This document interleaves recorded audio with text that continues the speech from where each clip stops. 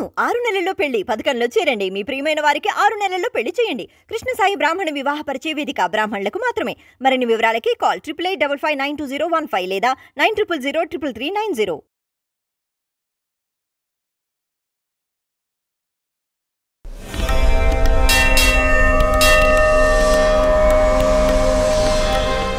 నేను నిన్నను మీతో అమ్మవారి యొక్క వైభవం గురించి ప్రస్తావన చేస్తూ ఆ జగదంబ శర్వాణి అన్న పేరుతో ఉండి శర్వుని యొక్క భార్యగా ఆమె ఈ లోకాన్ని ఎలా అనుగ్రహిస్తూ ఉంటుంది, భూమి యొక్క శక్తిగా ఆ తల్లి లోకులను ఉద్ధరించడానికి ఎలా అనుగ్రహిస్తుంది అన్న విషయాల గురించి మాట్లాడటం జరిగింది.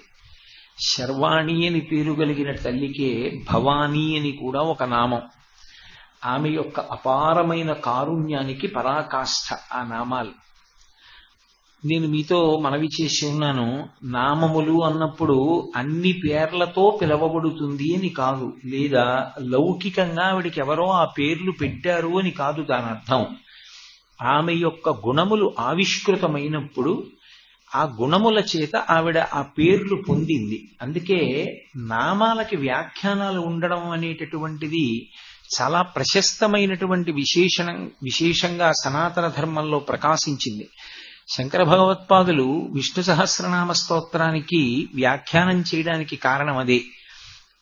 అసలు ఏ నామానికి ఏ అర్థం ఉంది, ఆ నామం ఏ గుణము ప్రకాశించినప్పుడు ఆ నామంగా భగవంతుడు కీర్తింపబడ్డాడు అన్నది తెలుసుకుంటే మనం ఆ నామం ఒక్కదాన్ని పలికినప్పుడు మనకి విశేషమైనటువంటి భక్తి హృదయము నుండి ఉత్పన్నమై మనసు ఆ రూపంతో తాదాత్మ్యత చెందుతుంది. అలా తాదాత్మ్యత చెందడానికి ప్రధానమైన కారణము ఏమై ఉంటుంది అంటే, అసలు అమ్మవారి యొక్క గుణము ఆవిష్కరింపబడినటువంటి విధానాన్ని మనం తెలుసుకోవడానికి ఆ వ్యవస్థ సుగమం కావాలి.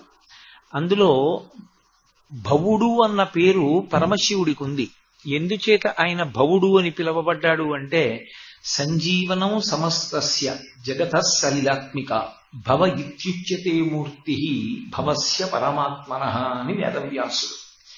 ఆయనకి భవ అన్న పేరు ఎందుకు వచ్చింది అంటే, సంజీవనం సమస్తస్య జగతః సలిలాత్మిక. ఆయన ఈ లోకాలన్నీ బ్రతికి ఉండేటట్టు, ఈ లోకములన్నీ సృష్టింపబడేటట్టు, ఈ లోకములన్నీ నిలబడేటట్టు దేని చేత అనుగ్రహిస్తూ ఉంటాడు అంటే, ఆయన నీటి రూపంలో ఉండి అనుగ్రహిస్తాడు. అందుకే పరమశివునికి అష్టమూర్తులున్నాయని. ఆ అష్టమూర్తులు 8 రూపాలతో ఉంటాడు. భూరంభంశనలో లిలోంబర మహార్నాథో హిమాంసు పుమాన్ ఇత్యాభాతి చరాచరాత్మకమిదం యస్యైవ మూర్త్యష్టకం నాణ్యత్ కించన విద్యతే విమృశతాం యస్మాత్ పరస్మాత్ విభో తస్మై శ్రీగురుమూర్తయే నమ ఇదం శ్రీదక్షిణామూర్తయే అని శంకర భగవత్పాదులు దక్షిణామూర్తి స్తోత్రంలో. ఆయనే కంచిలో పృథ్వీలింగం, జంబుకేశ్వరంలో జలలింగం, అరుణాచలంలో అగ్నిలింగం, చిదంబరంలో ఆకాశలింగం, శ్రీకాళహస్తిలో వాయులింగం, కోణార్కలో సూర్యలింగం, సీతాకుండంలో చంద్రలింగం, అలాగే కాఠ్మండూలో యజమానలింగం. 8 పేర్ల చేత 8 చోట్ల 8 సాకారమూర్తులుగా ప్రకాశిస్తూ ఉంటాడు. ఆ భవుని యొక్క ఇల్లాలైనటువంటి భవాని భవుని యొక్క స్వరూపం కన్నా వీరుగా ఉండదు. అందుకే అమ్మవారు కూడా నీటి స్వరూపంగానే ఉంటుంది. నీటి స్వరూపంగా ఉన్నప్పుడు నీరు, నీటి యొక్క శక్తి ఇవి రెండు విడివడి ఉండవు, ఒకదానితో ఒకటి కలిసే ఉంటాయి. అందుకే అయ్యవారు నీరుగా ఉంటే అమ్మవారు ఆ నీటికి కలిగినటువంటి కొన్ని శక్తులుగా ప్రకాశిస్తూ ఉంటుంది. అప్పులు అని పిలుస్తారు సంస్కృతంలో. అప్పు అంటే నీరు అని.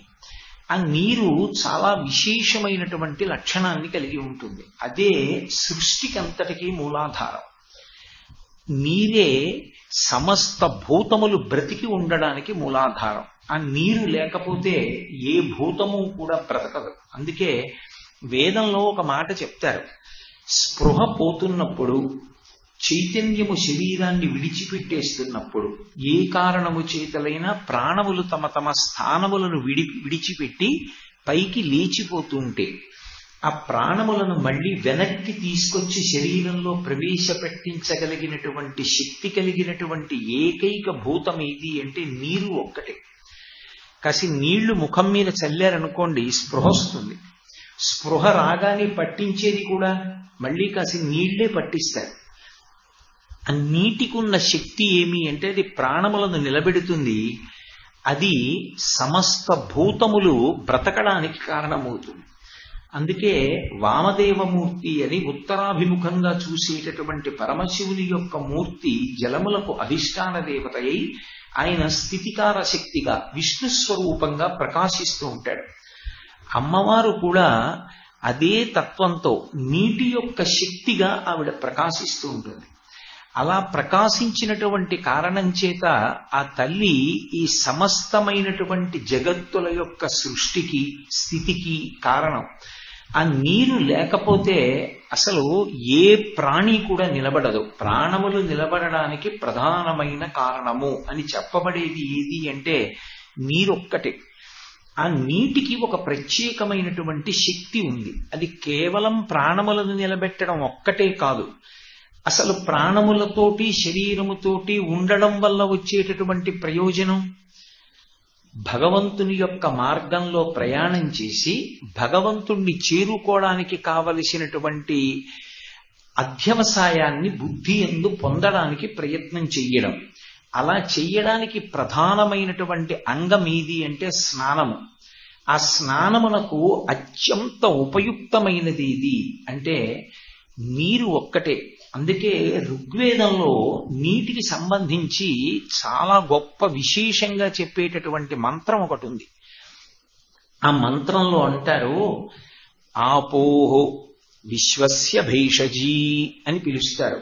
ఆపో అంటే నీళ్లు, విశ్వస్య భైషజీ స్థాస్త్వా ముంచంతు క్షేత్రియాత్ అంటారు. అంటే ఈ నీరు ఏం చేస్తుంది అంటే అది విశ్వస్య భైషజీ, విశ్వమునంతటినీ కూడా బ్రతికింప చెయ్యగలిగినటువంటిది నీరే. అటువంటి నీరు దాని వలన వచ్చేటటువంటి ఉపయోగమేమి అంటే దాన్ని శరీరం మీద పోసుకొని స్నానం చేసినప్పుడు భగవంతుని యొక్క ఉపాసన చెయ్యడానికి కావలసినటువంటి శౌచమును అనుగ్రహిస్తుంది. శరీరమునకు శౌచం ఉండాలి.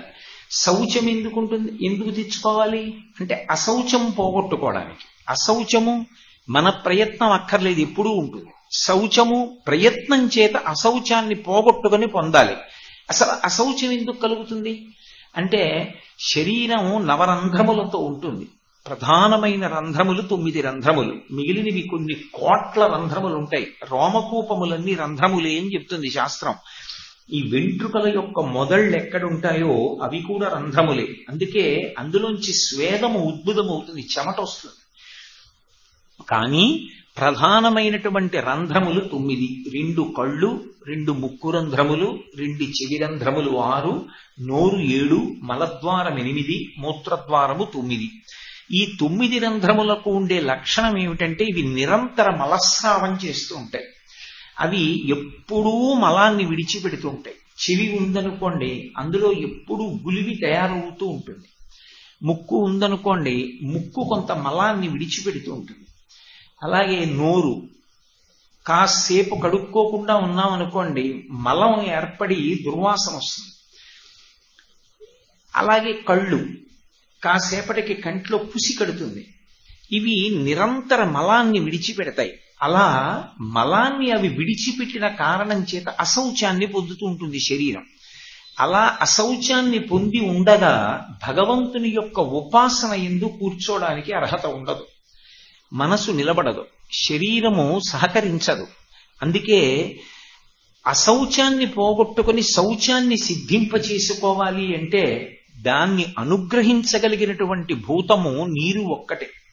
ఆ నీటి చేత స్నానం చేస్తారు. అందుకే స్నానము కాదు మజ్జనం యథార్థానికి. దాన్ని సప్తవిధ స్నానంగా శాస్త్రం నిర్ణయం చేసింది. ఎందుకు సప్తవిధ స్నానం నిర్ణయం చెయ్యాలి అంటే ఎప్పుడూ నీటితో ఒకలాగే నువ్వు స్నానం చెయ్యి అన్నాను అనుకోండి, కొన్నిసార్లు శరీరము అస్వస్థత పొంది ఉన్నప్పుడు అలా స్నానం చేయడం సాధ్యం కాకపోవచ్చు. యథార్థానికి తల మునగాలి. ప్రవహిస్తున్నటువంటి నీటిలో కానీ నిలబడి ఉన్న నీటిలో కానీ, అంటే నది యందు ఏటి యందు తటాకమునందు తలని 3 మాటలు ముంచాలి. దాన్ని మజ్జనం అంటారు. కళ్ళు సరే మూసుకుంటాము, ముక్కు రంధ్రాల్ని చెవి రంధ్రాల్ని 2 చేతులతో మూసి 3 మాటలు ముంచి పైకెత్తాలి. అలా శరీరం ములిగితే మజ్జనం చేశాడు అంటారు, స్నానమైంది అని గుర్తు. కానీ అది అన్ని వేళలా సంభవం కాదు కాబట్టి శాస్త్రం ఏం చేసిందంటే శౌచం నిలబెట్టుకోవడానికి 7 విధ స్నానాలు నిర్ణయం చేసింది. అందులో అన్నిటికన్నా పవిత్రమైనటువంటి స్థితిని ఇవ్వగలిగినది, శరీరమునకు పట్టి ఉన్నటువంటి అశౌచాన్ని తొలగించగలిగినటువంటిది వారుణ స్నానము అంటారు. వారుణ స్నానము అంటే నీటి యందు మజ్జనము చేయుట. దానికి ఎంత లోతు వరకు వెళ్ళి నిలబడాలి, ఎంత లోతు కన్నా తక్కువలో నిలబడకూడదు కూడా శాస్త్రం చెప్పింది. అందరూ కలిసి ప్రవహిస్తున్న నీటిలోకి వెళ్ళారనుకోండి, వాళ్ళ పొడుగుని బట్టి నాభీస్థానం వరకు నీటి ప్రవాహం ఉండే పర్యంతమే నిలబడాలి తప్ప అది దాటి 1 అడుగు వెళ్ళవద్దు. ఒక పొడుగైన వాడు ఉంటాడు, ఆయనకి నాభీస్థానం అంటే బొడ్డు వరకు నీళ్లు రావడానికి కొంచెం లోతు వరకు వెడతాడు. ఆయన వెనక ఒక పొట్టివాడు ఉన్నాడు అనుకోండి, ఆయన వెడుతున్నాడని ఈయన వెళ్ళకూడదు. ఎక్కడ వరకు వెళ్ళాలి అంటే ఒక్క నాభీస్థానం వరకు నీళ్లు వచ్చే పర్యంతమే వెళ్ళాలి. వెళ్ళి ఆ నీటి యందు 3 మార్లు మజ్జనం చేసి నిలబడతారు. ఎందుకని అంటే నీరు పొత్తికడుపు భాగాన్ని తగులుతున్నప్పుడు, ప్రవహిస్తున్నప్పుడు చాలా మృదువుగా ముట్టుకుంటుంది ఆ ఉపరితలాన్ని. అలా ఉపరితలాన్ని మృదువుగా ముట్టుకున్నటువంటి కారణం చేత, జలస్పర్శ కలిగినటువంటి కారణం చేత నాడీ మండలం తేజోమయం అవుతుంది. తేజోమయమై మంచి ఉత్సాహాన్ని పొందుతాడు. మనస్సు సత్వగుణంతో భగవంతుని వైపుకి నడుస్తుంది. అలా నడిపించగలిగినటువంటి శక్తి ఒక్క వారుణ స్నానము అంటే నీటి యందు స్నానానికి ఆ ప్రత్యేకత. అందుకే సంకల్పం ఒడ్డున చెప్పుకుని బొడ్డు వరకు ప్రవాహం వచ్చేటంత పర్యంతము నడిచి వెళ్ళి అందులో 3 మాట్లు తల ముంచుతారు. అంటే శరీరం అంతా ములుగుతుంది. 3 మాట్లు మునిగి పైకి లేచి బయటికి వచ్చేస్తారు. అలా వచ్చేటప్పుడు మళ్ళీ ఈశ్వరానుగ్రహం పరిపూర్ణం చేసుకోవడానికి నిన్న నేను చెప్పినటువంటి మృత్తికా మంత్రాలున్నాయే, అవి అశ్వక్రాంతే రథక్రాంతే విష్ణుక్రాంతే వసుంధర శిరసాధారయిష్యామి రక్షస్వ మాం పదే పదే. అలాగే సహస్రపరమాదేవి శతమూలా శతాంకుర సర్వగుంహరతు మే పాపం దూర్వాదు స్వప్ననాశిని అని ఆ గరిక తెచ్చి తల మీద పెట్టుకుని కొద్దిగా మట్టి తీసి ఒంటికి రాసుకుని నీటిలోకి ప్రవేశిస్తారు. ప్రవేశించి ఎవడు స్నానం చేస్తాడో వాడు సమస్తమైనటువంటి అశౌచాన్ని పోగొట్టుకుంటాడు. ఒకవేళ వారుణ స్నానం చెయ్యలేకపోతే, ఏ కారణం చేతనైనా అలా మునిగి స్నానం చేయడానికి శరీరం సహకరించదనుకోండి, అప్పుడు ఏం చెయ్యాలి అని అడిగారు. వారుణ స్నానము ఎంత శక్తివంతమో అంతే శక్తివంతము వాయుస్నానము. వాయుస్నానము అంటే ఒకటి సంవత్సరంలో ఒక్క పర్యాయమైనా చెయ్యాలి. జ్యోతిష శాస్త్రంలో దాన్ని ముహూర్తము అని పిలుస్తారు. ప్రదోష వేళకి ముందు గోవులు ఇంటికి వెళ్ళిపోతుంటాయి. వెళ్ళినప్పుడు వాటి డెక్కల నుండి పైకి రీగుతుంది గోధూళి అంటారు. గోధూళి వేళ ఇందిరా అంటారు. ఆ గోధూళి డెక్కల మించి లేచింది మీద పడితే ఆ వ్యక్తి స్నానం చేసినట్టే. అది పరమ పవిత్రమైనటువంటి స్నానం. ఒకవేళ ఏ కారణం చేతనైనా స్నానం చెయ్యడానికి అవకాశం కలగకపోతే ఆరోగ్యరీత్యా గోవు కట్టి ఉన్నటువంటి ప్రదేశానికి వెళ్ళి గోవు ఎక్కడ తొక్కిందో అక్కడ ఉన్న మట్టి తీసి ఇలా కొద్దిగా వేసుకుంటే చాలు, వాడు ఒక పవిత్ర స్నానం చేసినట్టు. అంటే మీకు ఇప్పుడు ఏమర్థమైంది? దేవీ నవరాత్రుల్లో ఆలయ ప్రాంగణానికి వచ్చే లోపల మనం ఎక్కడైనా ఏమైనా ఇబ్బందికి లోనై వచ్చామేమో అని అనిపిస్తే గోశాలలోకి వెళ్ళి కొద్దిగా మట్టి తీసి ఇలా తల మీద వేసుకుంటే చాలు, శౌచమును పొందినట్లు గుర్తు. ఇంటి దగ్గర స్నానం మానేసి అని కాదు నా ఉద్దేశ్యం. స్నానం చేసి వచ్చి ఎప్పుడైనా శరీరము అనుమతించకపోతే, ఆరోగ్యం బాగుండకపోతే గోధూళి మీద పడ్డా చాలు. అందుకే గోధూళి వేళ అని పిలుస్తారు. అదొక ముహూర్త కాలం కాబట్టి దాన్ని వాయుస్నానము అంటారు. అలాగే ఇంకొక స్నానం ఉంటుంది. ఆ స్నానాన్ని బ్రహ్మస్నానము, బ్రాహ్మణ స్నానము అని పిలుస్తూ ఉంటారు. ఆ స్నానం ఎక్కడ కూర్చున్నాడో అక్కడే ఆచమన పాత్ర కానీ జలపాత్రలోంచి కానీ ఉద్ధరిణితో కాసి నీళ్లు చల్లి ఆ నీళ్లు కొన్ని మంత్రాలతో చల్లుకుంటారు.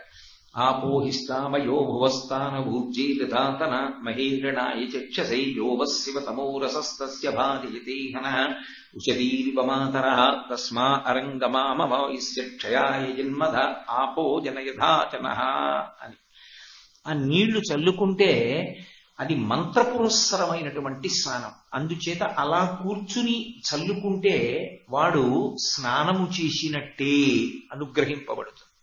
వారుణ స్నానం ఎంతో మంత్రపురస్సరంగా చేసే స్నానం అంతే. అందుకే సంధ్యావందన ప్రక్రియలో ఈ మంత్రాలు వస్తాయి కుమారులు, ఎందుకంటే అది మంత్రస్నానం.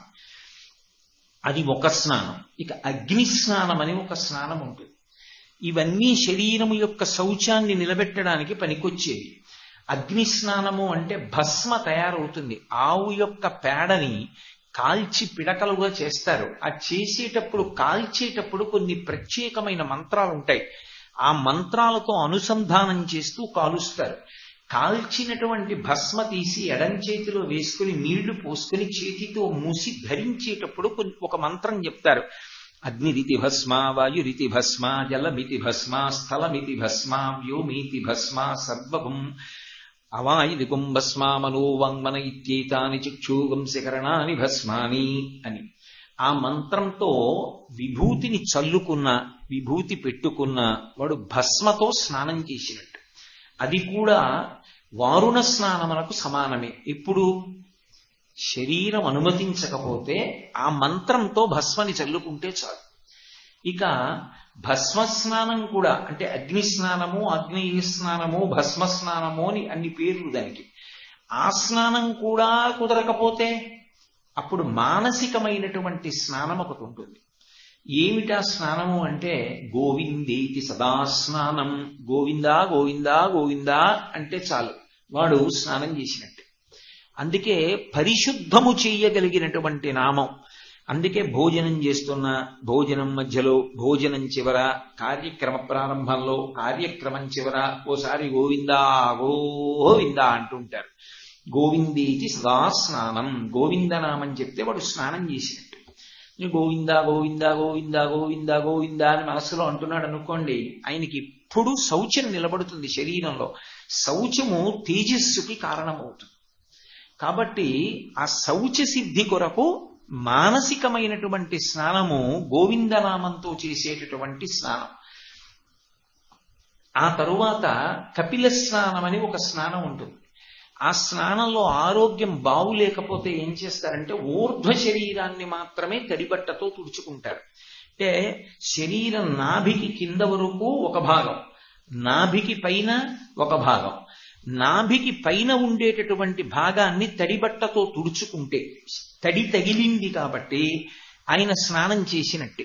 కాబట్టి అది ఒక స్నానం. దివ్య స్నానం అని ఒక స్నానం ఉంటుంది. ఎండ కాస్తూ ఉంటుంది, వర్షం పడుతుంది, అది తప్పకుండా చెయ్యాలి. అది శాస్త్రంలో దానికి దివ్య స్నానము అని పేరు ఎందుకు వచ్చిందంటే, అలా వచ్చినప్పుడు ఎవడు గబగబా బయటికి వెళ్ళి ఆ వర్షధారలలో తడుస్తూ నిలబడ్డాడో వాడు కాశీ పట్టణానికి వెళ్లి గంగా నదిలో ఆ రోజున సంకల్పంతో స్నానం చేశాడు అని ఖాతాలో వేసేస్తారు. గంగా స్నాన ఫలితం ఇప్పించడానికి దివ్య స్నానం చేయడానికి అవకాశం ఇచ్చి ప్రకృతిలో మార్పు వస్తుంది అని. అందుకే ఎండ ఉండి వాన పడినప్పుడు వెంటనే బయటికి వెళ్ళి తడుస్తారు ఒక్కసారైనా. ఎందుకని అంటే అలా తడిస్తే అది దివ్య స్నానం. ఇవి నేనేదో స్వయంగా చెప్తున్నాను అనుకోకండి, ఇవన్నీ వేదంలో చెప్పబడినటువంటి విషయాలు. వేదంలో నీటి యొక్క ప్రాముఖ్యతను చెప్తూ ఈ మాటలన్నీ చెప్పారు. చెప్పి ఇన్ని రకాలుగా భగవంతుని యొక్క ఉపాసనా మార్గంలో నిలబడడానికి యోగ్యతా సిద్ధిని జలములు కల్పిస్తాయి. మైల, అశౌచము వీటిని విరవగలిగిన పదార్థం ప్రపంచంలో నీరొక్కటే. అంత గొప్పతనం నీటికి ఎలా వచ్చింది అంటే భవాని అమ్మవారు ఆ నీటిలో ఉన్న కారణం చేత. నీటి యందు ప్రవాహ శక్తిగా ఆంతరముగా పవిత్రత ఇవ్వగలిగిన శక్తిగా ఆ తల్లే ఉంటుంది. ఉన్నటువంటి కారణం చేత ఆ అమ్మవారు ఇన్ని రకాలుగా అనుగ్రహిస్తుంది. దాన్నే ఒక మాట చెప్తారు మనకి, ఆపోష్ణ అంతరత ఏవ మీధ్యో భవతి అని కృష్ణ యజుర్వేదంలో ఒక మంత్రం. కృష్ణ యజుర్వేదం నీటి గురించి చెప్తూ ఈ మంత్రం చెప్తుంది. నీటిని స్నానం చేస్తే తమో గుణం విరిగిపోతుంది. తలమించి స్నానం చేశాడనుకోండి, ఆ స్నానము చేత 3 ప్రయోజనములు కలుగుతాయి. ఇవి ఎక్కడి నుంచి వస్తుంది అంటే నీటి వలన కాదు, నీటిలో ఉన్న అమ్మవారి అనుగ్రహంగా. శరీరము రోగగ్రస్తమవుతుంది, శరీరానికి రోగాలు వస్తాయి. రోగం వస్తే ద్రవ్యం పోతుంది, మందులు కొనుక్కోవాలి కదా, మరి డబ్బులు పోతాయి. 2, మీరు అనుకున్న కార్యం చెయ్యలేరు, దుఃఖం కలుగుతుంది. అలా పడుంటాడు, స్నానాదులు కూడా చేయడానికి అవకాశం ఉండదు. ఇది ఎందువల్ల వస్తుంది అంది వేదం. గత జన్మలలో చేసిన పాపాలున్నాయి, పాపములు రోగంగా వ్యక్తమవుతాయి. పాపములు రోగరూపంలో వచ్చి ఇహజన్మ యందు ఏ మంచి పని చేయకుండా అడ్డుపడుతుంటే అలా రాకుండా చేసుకోవడానికి మార్గం ఏమైనా ఉందా అని అడిగారు. ఉషక్కాలమునకు ముందు ఎవడు స్నానం చేస్తాడో తలస్నానం, వాడు శ్రద్ధతో చేసిన స్నాన కారణంగా గత జన్మల పాపము నివారింపబడుతుంది, వాడికి రోగం రాదు అని. మీరు ఎప్పుడైనా గమనించండి, సశాస్త్రీయంగా స్నానం చేసే అలవాటు ఉన్న వాళ్ళు దీర్ఘాయుష్మంతులై ఉంటారు. మీరు ఎప్పుడైనా గమనించండి, ఎప్పుడు స్నానం పరమశాస్త్రీయంగా చేయడం అలవాటు ఉన్న వాళ్ళు సాధారణంగా దీర్ఘాయుష్మంతులు. మనకి పీఠాధిపత్యం వహించినటువంటి మహాపురుషులు అంత నిద్ర తక్కువైనా, అంత వేళపట్టున ఆహారం తీసుకోకపోయినా వారు అలా నిలబడగలగడానికి కారణం ఎక్కడుంటుందంటే వారి స్నాన ప్రక్రియలో ఉంటుంది. సూర్యోదయాత్ పూర్వం ఎవరు తలస్నానం చేశాడో చల్లటి నీళ్లతో, అంటే అనారోగ్యంగా ఉంటే ఉష్ణజలం అనుమతింపబడుతుంది, ఎవరు తలమించి నీళ్లు పోసుకుంటాడో, ఎందుకంటే దేనికైనా ఒక పద్ధతి ఉంటుంది. వేడి నీళ్లు స్నానం చేస్తే పాదాల మీద పోసుకుని మొదలెట్టాలి, చన్నీళ్లు స్నానం చేస్తే తలమించి మొదలు పెట్టాలి. అపసవ్యంగా చేయకూడదు స్నానం. దానికి సంకల్పం చెప్పుకుని కనీసంలో కనీసం గోవిందనామని చెప్పి స్నానం చెయ్యాలి. ఏదీ చేయకపోయినా, సంకల్పం చేయకపోతే కనీసం గోవిందనామని చెప్పాలి, చెప్పి అప్పుడు స్నానం మొదలు పెట్టాలి. అలా ఎవరు ప్రతిరోజు స్నానం చేస్తారో వాళ్ళకి వేదం అభయం ఇచ్చింది. అభయము అన్న మాటకు అర్థం పరమేశ్వరుడి యొక్క వాక్కు అని. ఎవరు అలా నియమంగా స్నానం చేస్తాడో, అలా నియమంగా స్నానం చేసిన వాడికి ఇహజన్మ యందు పాపము రోగముగా పడగొట్టాలి అన్నదాన్ని ఉపశమింపజేసి గత జన్మ పాపములు స్నాన ప్రక్రియ యందు తీసేసి ఆరోగ్యవంతంగా ఉంచుతారు. 2, ఇహజన్మయందు రోగము పొందవలసిన అవసరం లేకపోయినా రోగం దేని వలన పొందుతాడు అంటే స్నానమునందు నీటి పట్ల నిర్లక్ష్యం వల్లే పొందుతాడు. నీటి పట్ల పరమ అగౌరవం ఏది అంటే దిగంబరంగా స్నానం చేయడం. ఒంటి మీద బట్ట లేకుండా స్నానం చేస్తే ఆ శరీరము రోగగ్రస్తమైపోతుంది. అంటే కొత్త పాపాన్ని చుట్టుకుంటాడు. నీటికి వరుణుడు అధిదేవత, ఆయన పట్ల అది మహదపచారం. నీటికి అధిష్టాన దేవతగా పరదేవత ఉంటుంది అని నేను చెప్తున్నాను కదా. అయినప్పుడు దిగంబరంగా స్నానం చేస్తే అది పరమ అమంగళకరమైన స్నానం. అసలు నేను ఇంత మంగళకరమైన వేదిక మించి అలా అనడం నాకు ఇష్టం లేదు, కానీ అలా ఒంటి మీద నూలుపోగు లేకుండా స్నానం ఎప్పుడు చేయిస్తారు? ఇంటి దగ్గర తీసుకెళ్లిపోయేటప్పుడు ఒకసారి చేయించి ఇక దహనం చేసేయడానికి వేదిక మీదకి ఎక్కించేసే ముందు ఆ ఒంటి మీద కప్పినటువంటి నూలు బట్ట కూడా తీసేస్తారు. తీసేసి ఇక ఎలా వచ్చాడో అలాగే వెళ్ళిపోవాలి, ఇక ఒంటి మీద ఏమీ ఉండదు. ఆ ఉండిపోయిన శరీరం మీద నీళ్లు పోసేస్తారు, పోసేసి కట్టెల మీదకి తీసుకెళ్ళిపోతారు. అది పరమ అమంగళకరమైన స్నానం. ఒంటి మీద ఏమీ లేకుండా స్నానం ఏమిటి అసలు? అసలు అంతకన్నా అమంగళకరమైన విషయంలో శాస్త్రంలో ఇంకోటి ఉండదు. అందుకే స్నాతకం చేసేటప్పుడు నేను ఎప్పుడూ దిగంబరంగా స్నానం చేయనని మాట ఇస్తేనే పిల్లనిస్తారు. స్నాతక మంత్రాల్లో ఒక భాగం, నేను ఎప్పుడూ దిగంబరంగా స్నానం చేయను. కాత్యాయని వ్రతకల్పంలో భాగవతంలో ఎందుకు కృష్ణ భగవానుడు ఆడవాళ్లు బట్టలు కట్టుకోకుండా స్నానం చేస్తే కాత్యాయనీదేవి కళ్ళచేయుటె కాక ఈ రీతి నూచువారిందుకలరు వ్రతఫలంబు మీరు వలచిన చక్కగా ఇంతులెల్ల చేతులెత్తి మృక్కి అందుకొనుడు చీరలు సిగ్గుతో వాడనేల యుగ్గులాడనేల అన్నాడు. జలాధిష్టాన దేవత పట్ల మీరు అపచారం చేస్తున్నారు, నీటి యందు దిగంబరంగా దిగి స్నానం చేస్తున్నారు. రేపొద్దున్న ఫలితం రాకపోతే కాత్యాయనీదేవి అనుగ్రహించలేదంటారు. కాత్యాయనీదేవి కళ్ళలాడుటె కాక ఈ రీతి నోచువారెందుకలరు. అందులో నువ్వు ఒక పవిత్రమైన పూజా కార్యక్రమానికో ఓ మంచి కార్యం మీద వెడుతూ దిగంబర స్నానం చేసి వెడితే ఎక్కడి నుంచి వస్తాయి ఫలితాలు? రమ్మంటే ఎందుకు వస్తాయి? పూర్వాంగం పోయింది. అసలు ఏ శౌచం ఇవ్వాలో అది పరమ అశౌచంగా అమంగళకరమైన స్నానం చేసి నువ్వు వచ్చావు. ఎక్కడి నుంచి వస్తుంది రమ్మంటే ఫలితం? రాదు. అందుకే జలాధిదేవత పట్ల అపచారము అనారోగ్యమునకు కారణము. జలాధిదేవత పట్ల గౌరవము గత జన్మలలో చేసుకున్న పాపము రోగకారకంగా రావాలన్న దానికి వినాశనకరము. ఆ పాపం పోతుంది. ఇప్పుడు ప్రసన్నంగా హాయిగా సంతోషంగా ఉంటాడు. ఇది ఎప్పుడు? బాహ్య స్నానంలో.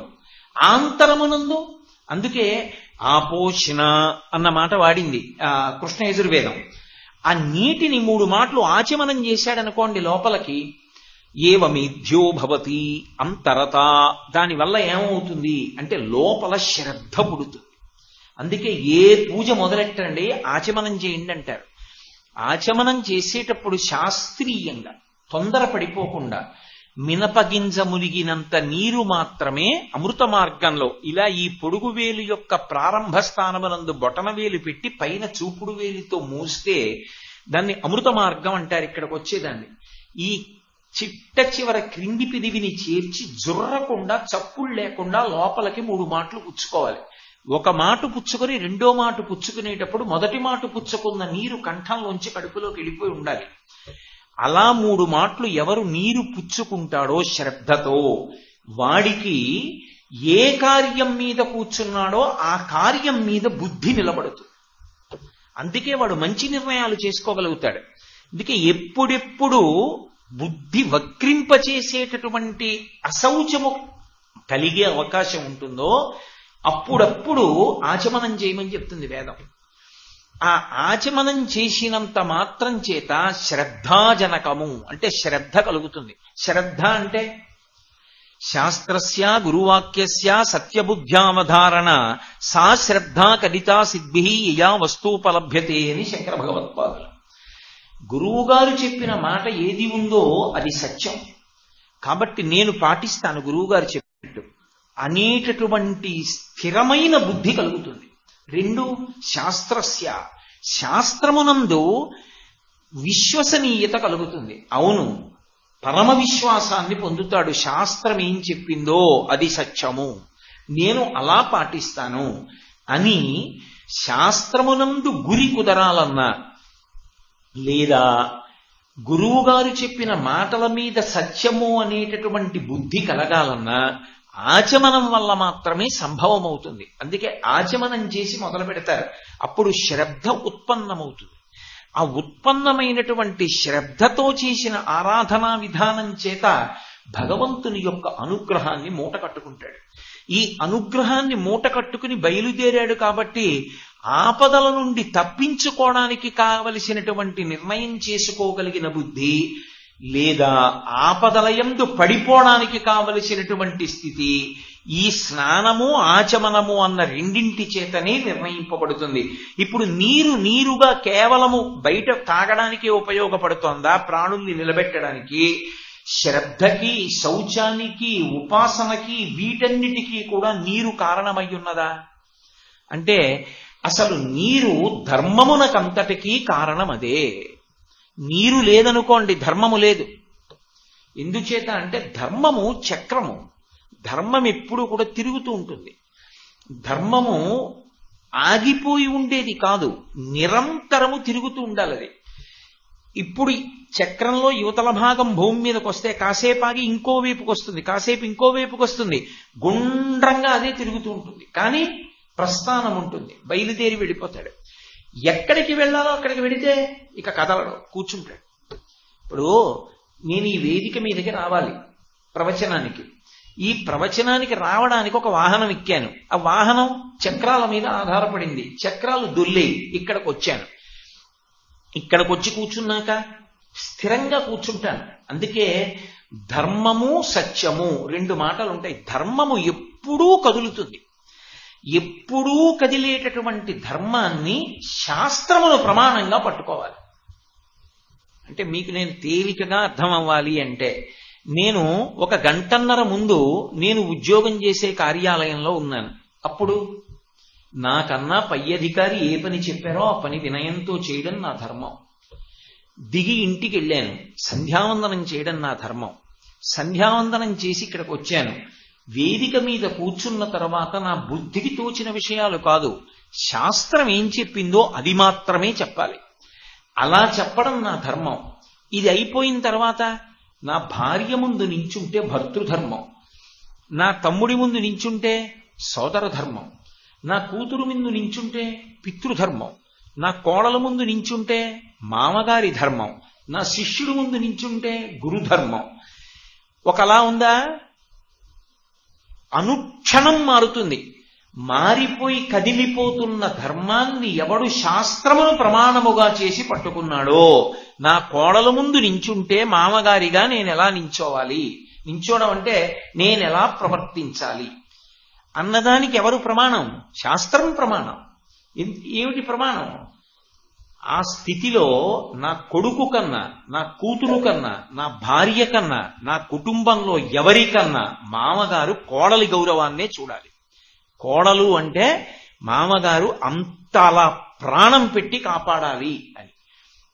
నా కొడుకు దగ్గరికి వెడితే ఎట్టి పరిస్థితుల్లోనూ వాడికి నేను ఒక దుష్టమైన ఆదర్శంగా నిలబడకూడదు. అసలు నాన్నగారి దగ్గర అలా మాట్లాడడమే అన్న ఆలోచన వాడికి కలిగేటట్టుగా నేను వాడి ముందు ప్రవర్తించాలి. అప్పుడు అది నా పితృధర్మం. అదే నేను నా కార్యాలయానికి వెడితే నా పై అధికారి ఏం చెప్పాడో వినయంతో ఆ పని చేయడం. ఆయనకి రాజండని వంక పెట్టకూడదు. ఆయనకు ఆ స్థానం ఇచ్చినందుకు ఆయన ఏం చెప్పారో దాన్ని నువ్వు పాటించాలి. ఇప్పుడు ధర్మము నిరంతరము మారుతోంది. ఈ మారుతున్న ధర్మానికి ప్రమాణం శాస్త్రం. శాస్త్రముతో ధర్మాన్ని పట్టుకుంటే చివరికి వెళ్ళేటప్పటికి ఏమవుతాడంటే ఏ కదలిక లేని స్థితికి ఎడతాడు. దానికే శివం అని పేరు. బాగా మీరు పట్టుకోవాలి. ఒక చెరువు ఉందనుకోండి, అందులో చిన్న బెడ్డ వేశాననుకోండి, ఒడ్డు నుంచి తరంగాలు వస్తాయి. ఈ తరంగాలు ఏమవుతాయి? మళ్ళీ నీటిలోనే లయమైపోతాయి. లయమైపోయి కాసేపటికి ఏమవుతుంది?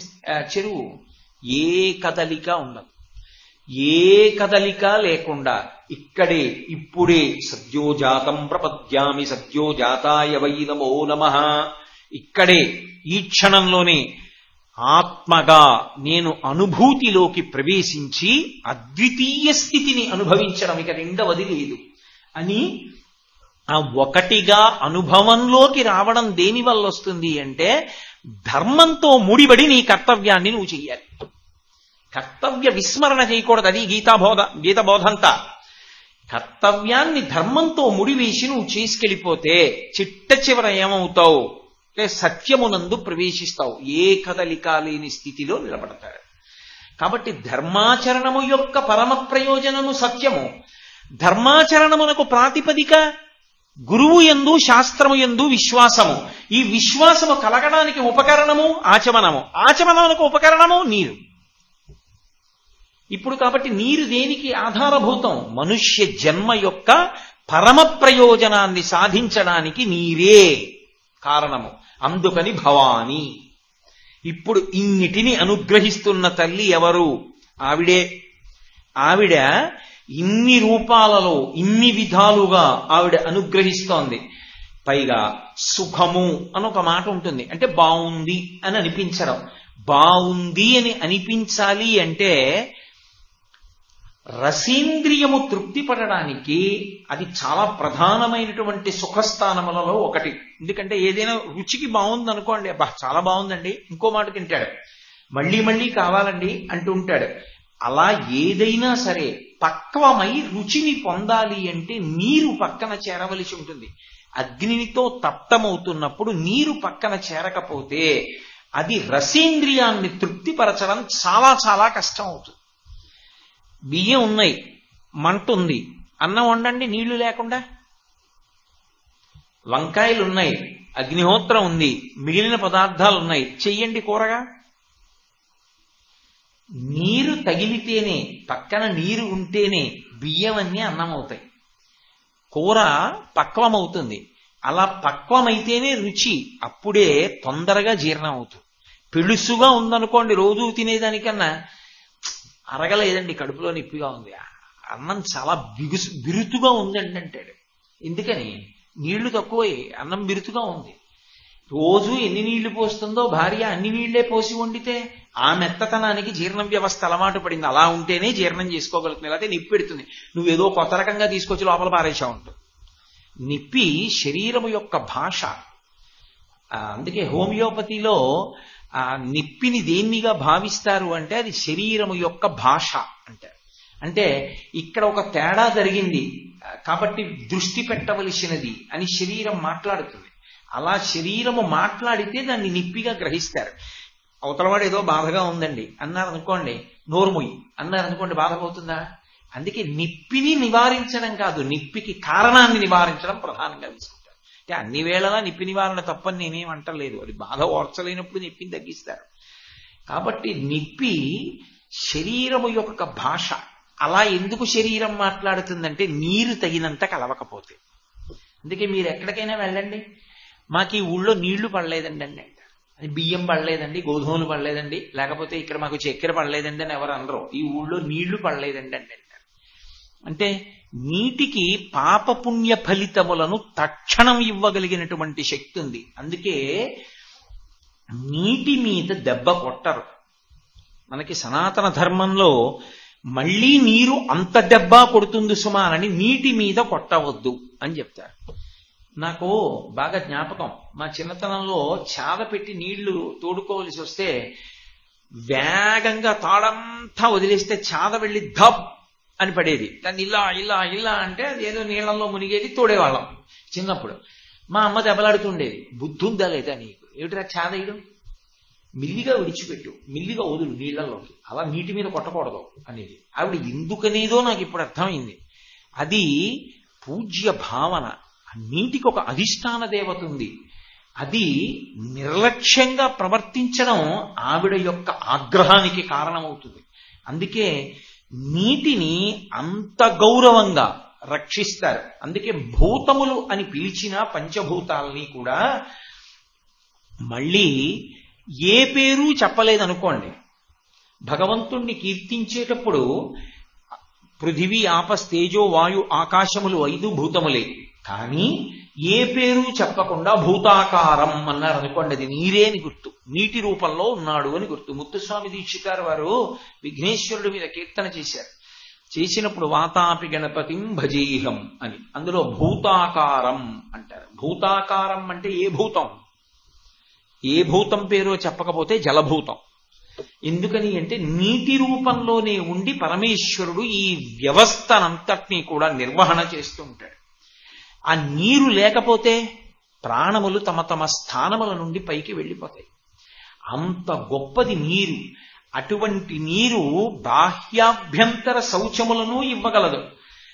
బాహ్యాంతర శౌచాన్ని ఇస్తుంది, శ్రద్ధని ఇస్తుంది. అదే నీరు లోకాన్ని అనుగ్రహిస్తుంది. అందుకే వేదంలో ఒక విశేషమైనటువంటి విషయాన్ని ప్రస్తావన చేస్తారు. వర్షం కురిసేటప్పుడు ఏ ఉరుములు కానీ పిడుగులు కానీ ఎక్కువ మెరుపులు కానీ లేకుండా వర్షం పడాలి అని ప్రత్యేకంగా ఒక హోమం చేస్తారు. ఎందుకని అంటే అలా కాకుండా లోకంలో పాపం ఎక్కువ పెరిగిందనుకోండి, నీరు కింద పడేటప్పుడే దానితో పాటే శిక్ష కూడా వస్తుంది. పిడుగులు పడ్డాయనుకోండి వర్షం పడేటప్పుడు, ఎన్నో చోట్ల ఆస్తి నష్టం జరుగుతుంది, ప్రాణ నష్టం జరుగుతుంది. అన్నిటినీ మించి లోకంలో అత్యంత భయకారకమైనదిగా చెప్పబడినది ఏది అంటే వేదంలో పిడుగు. పిడుగు పడుతోందనుకోండి విపరీతమైన భయం వేస్తుంది. వేదంలో ఒక విశేషం చెప్తారు, దవడలు పట్టుకుంటాయని చెప్తారు పిడుగు పడితే. మనకి తెలియకుండానే అని ఉద్విగ్నత కలుగుతుంది అని. అందుకే ఎక్కడైనా పిడుగు సమీపంలో పడినప్పుడు వెంటనే దవడలు కదపమని చెప్తారు. ఓసారి ఇలా దవడ కదపండి అని దవడలు కదలడానికి ఉపయుక్తమైన నామాలు, రక్షక నామాలు చెప్తారు. అర్జున పల్గుణ పార్థ కిరీటి శ్వేతవాహన బీభత్సో విజయకృష్ణ ధనంజయ అని. ఎందుకంటే దవడలు పట్టేసుకుంటాయి ఆ ధ్వనికి. అటువంటి పిడుగు పడిందనుకోండి, అది లోకనాశన కారకం అవుతుంది, అది ఆస్తి పోతుంది, ఎన్ని ప్రాణులు భయం పొందుతాయో, దాంతో పెద్ద విద్యుద్ఘాతం కింద పడిపోతుంది. అందుకే తరచుగా వినే ఉంటారు, టీవీ చూసేటప్పుడు దగ్గరలో ఎక్కడో పిడుగు పడితే టీవీలోంచి విద్యుత్ పైకి వచ్చేసి ఎదురుగుండా కూర్చున్న వాళ్ళని కూడా సంహారం చేస్తుంది. ఎందుకని అంటే దాంతో పాటు అంత పెద్ద విద్యుద్ఘాతం కిందకు వస్తుంది. ఆ పిడుగు పడకూడదు వర్షం పడేటప్పుడు. ప్రసన్న వృష్టి అని దేనికి పేరంటే పిడుగులు ఉరుములు లేకుండా హోర్న పడిందనుకోండి వాన, లోకమంతా చల్లబడుతుంది, పంటలు చక్కగా పండుతాయి. పిడుగులు లేని వర్షం కురిపించు, మా దోషములుంటే మన్నించు, ఆ వర్షము చేత మమ్మల్ని కాపాడు. అందుకే మఖము చేయ వజ్రి మది సంతసించును, వజ్రి సంతసింప వానకురియు, వానకురిసి గసవు వసుమతిపై పెరగు, గసవు మేసి దేను గణము బ్రతుకు అంటారు. అందుకే నీరు అన్న ఒక్క విషయం మీద వేదం అంత గౌరవంతో మాట్లాడింది. ఆ నీరు అంత విశేషమైనటువంటి శక్తిని పొంది ఉంటుంది. అలా పొంది ఉండగలగడం ఒకెత్తైతే, నీరు ఓషధీతత్వాన్ని లాక్కోగలగడం ఒకెత్తు. ఇది భారతీయ ఋషుల యొక్క గొప్పతనం. నీరు ప్రవహిస్తోందనుకోండి, తెల్లవారుజామున వెళ్ళి స్నానం చేయండి అంటారు. ఎందుచేత అంటే ఓషధులను ప్రకాశింపచేయగలిగినటువంటి శక్తి చంద్రుడికి ఉంటుంది. చంద్రుడి యొక్క కిరణములలో అమృతత్వం ఉంటుంది. అందుకే సుధాకిరణుడు, హిమకిరణుడు అని శంకరాచార్యుల వారికి అయితే చాలా ఇష్టం. హిమకరహ హిమకరహ అంటుంటారు తరచుగా. ఆ హిమకర అన్న పేరు ఆ చల్లని కిరణములు కలిగిన వాడు, అమృతత్వం ఉన్నటువంటి కిరణములు ఉన్నవాడు. ఆ కిరణములు నది మీద పడితే ఆ నదీ జలములు ఆ అమృతత్వాన్ని లాక్కుంటాయి. లాక్కుని ఆ నీరు భూమి మీదకొచ్చి పంట పొలాల నుంచి వెళ్ళినప్పుడు భూమి యందు ఓషధీతత్వాన్ని ప్రవేశపెడతాయి. ప్రవేశపెడితే వేసిన గింజ ఓషధీతత్వంతో మళ్ళీ పైకి వస్తుంది. అంటే మీరు పట్టుకున్నారో లేదో, ఓషధి అన్న మాటకు అర్థం ఏమిటంటే, ఒకటి శరీరాన్ని నిలబెట్టగలగడం, రెండు రోగాన్ని పోగొట్టగలగడం, మూడు మళ్ళీ అది ఇంకొక దోషిడు గింజల్ని తయారు చేసే శక్తిని తనలో నిలబెట్టుకోవడం. ఈ మూడు చంద్రకిరణముల నుంచి శక్తిని నీరు లాగడం వల్ల వస్తుంది. అందుకే చంద్రుడి వలన ఓషధులు ప్రకాశిస్తాయంటారు. ఒకటి, ఇప్పుడు ఆ నీరు ప్రవహించిన కారణం చేత పంట బాగా పండిందనుకోండి, అన్నం తిన్నాను, ఆకలి తీరింది, ఆకలి తీరింది, శక్తి పొందాను, రోగము ఉపశమించింది. ఆకలి ఉండడమే రోగము లేదని గుర్తు. పెద్ద పెద్ద రోగాలు ఏమీ లేవని గుర్తు ఏమిటంటే ఆకలి వేయడం, నిద్ర పట్టడం, తెల్లవారేటప్పటికి తిన్నదాన్ని పిప్పి బయటికి వెళ్ళడం. ఈ మూడు. నిద్ర పడుతోందా? పడుతోంది. ఆకలిస్తోందా? వేస్తోంది. తెల్లవారేటప్పటికి తిన్నదానిలో పిప్పి వెళ్ళిపోతుందా? వెళ్ళిపోతోంది. లోపల ఉన్నది చిన్ని లోపం. ఈ మూడిటిలో తేడా వచ్చింది, ప్రమాదకరం. ఇది ఓషధీతత్వంతో నడుస్తుంది. మనం తిన్నటువంటి గింజలలోంచి వస్తుంది ఈ శక్తి. మూడవది ఓషధీతత్వం అంటే ఈసారి పండింది, ఎన్నాళ్ళు తింటావు? ఈసారి వరి కోశారు, తీసుకొచ్చారు, ధాన్యం బస్తాల్లో వేశారు, తెచ్చుకున్నాం, అన్నం తింటున్నాం. అంతే. ఓసారి పండే నీ హస్తమానం నేనేం పండనందనుకోండి భూమి, ఏమవుతుంది? ఇప్పుడు ఆ వడ్డు గింజలు తీసుకొచ్చి ఒక బస్తా వడ్లు దాచారనుకోండి, ధాన్యం, ప్రతి గింజ యందు కూడా ఒక శక్తి ఉంటుంది. ఏమా శక్తి అంటే, మళ్ళీ దాన్ని పట్టుకెళ్ళి భూమిలో పెట్టారనుకోండి, దోషుడు ధాన్యాన్ని అది మళ్ళీ ఇస్తుంది. కంకు రూపంలో మళ్ళీ వస్తుంది. వచ్చి మళ్ళీ ఒక్కొక్క గింజలోంచి వచ్చిన మొక్కకి ఒక్కొక్క కంకు పుట్టి ఒక్కొక్క కంకులోంచి దోషుడు ధాన్యం వస్తాయి. ఇది ఎక్కడిది? నీరు ఓషధీతత్వాన్ని గ్రహించడంలో వచ్చింది. ఆ నీరు ఓషధీతత్వాన్ని గ్రహించి ప్రవహించి భూమి మీదకెళ్ళి ఇంకి ఓషధీతత్వంతో అంకురం వచ్చేట్టు చెయ్యలేదనుకోండి, ఎలా బ్రతుకుతాం మనం? సాధ్యమా? సాధ్యం కాదు. అందుకే ఇది భవాని. ఈ బ్రతికిస్తున్న శక్తి ఉందే, అందుకు ఆమె ధాన్యలక్ష్మి. ఇప్పుడు ఏ తల్లి ఉపకారంతో మనం అందరం జీవించి ఉండగలుగుతున్నాం? ఏ తల్లి అనుగ్రహిస్తే బాహ్యమునందు ఆంతరమునందు శౌచాన్ని పొందగలుగుతున్నాం? ఏ తల్లి అనుగ్రహిస్తే అసలు లోకములలో మళ్లీ మళ్లీ తినడానికి కావలసినటువంటి అన్నం లభ్యం అవుతోంది? ఏ తల్లి మనం చెయ్యకూడని పనులు చేస్తున్నా కూడా క్షమించి మనకి అన్నం పెడుతోంది? ఆ తల్లి అన్నపూర్ణ. అందుకు శంకర భగవత్పాదులు అన్నపూర్ణాష్టకం చేస్తే నిత్యానందకరీ వరాభయకరీ సౌందర్యరత్నాకరీ నిర్ధూతాకిల ఘోర పాపనికరీ ప్రత్యక్ష మాహేశ్వరి ప్రాళేయాచలవంశపావనకరీ కాశీపురాధీశ్వరి భిక్షాం దేహి కృపావలంబనకరీ మాతా అన్నపూర్ణేశ్వరి అంటారు. ఘోరపాపనికరి, ఘోరమైన పాపములను కూడా ఆవిడ తొలగొట్టి అన్నం తినడానికి అధికారం ఇస్తోంది. ఆవిడ అధికారం ఇవ్వకపోతే ఎక్కడ నిలబడతాయి శరీరాలు? నువ్వు కొన్నాళ్ళు అన్నం తినద్దు అంటే చాలు.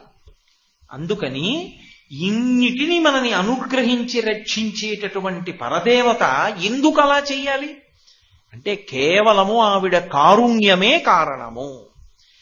అందుకే మీరు చూడండి, ఉపాసనా విధానమునందు ఒక్క అమ్మవారి ఉపాసనకి మాత్రం మినహాయింపు ఉండదు. మీరు ఏ కారణం చేతనైనా సరే, నేను అమ్మవారి ఉపాసన చెయ్యకుండా నేను ఇతర ప్రధానోపాసన ఏది ఉందో అది చేస్తాను, సాధ్యం కాదు.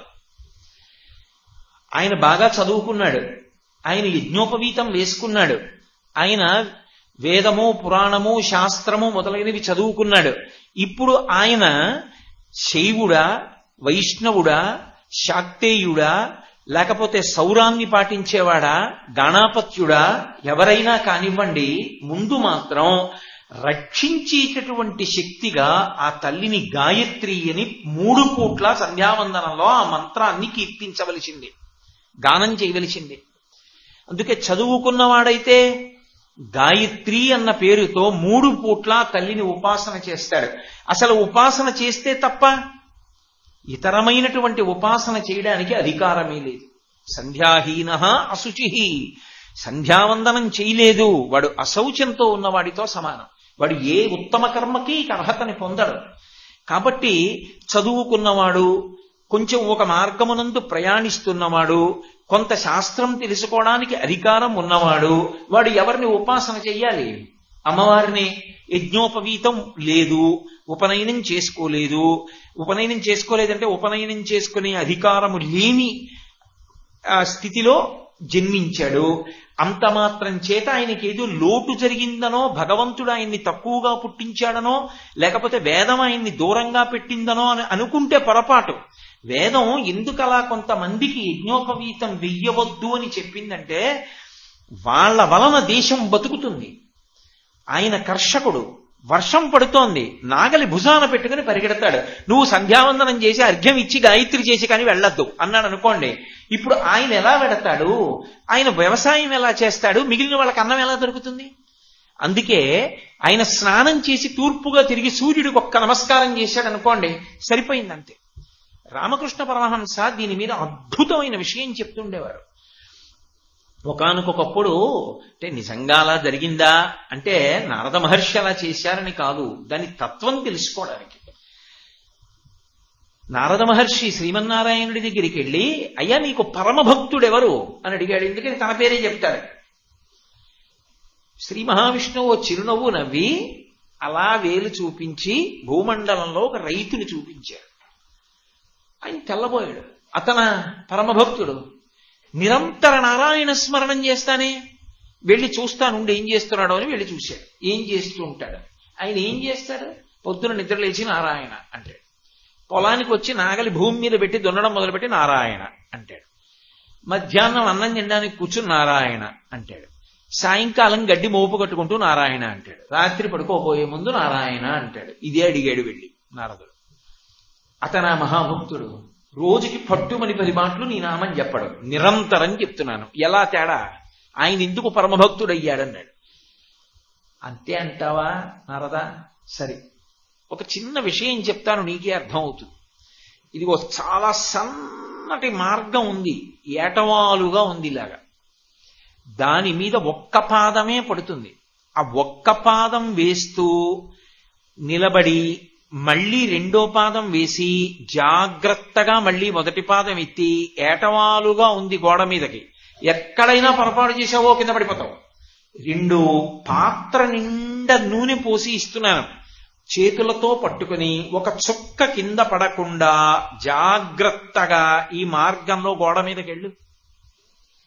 పట్టుకుని బయలుదేరాడు. నూనె చుక్క కింద పడకూడదు, కింద తాటి మీద కాలు మధ్యలోకే పాదం ఉండేటట్టుగా వెయ్యాలి, ఏటవాలుగా ఉంది, జాగ్రత్తగా నడవాలి.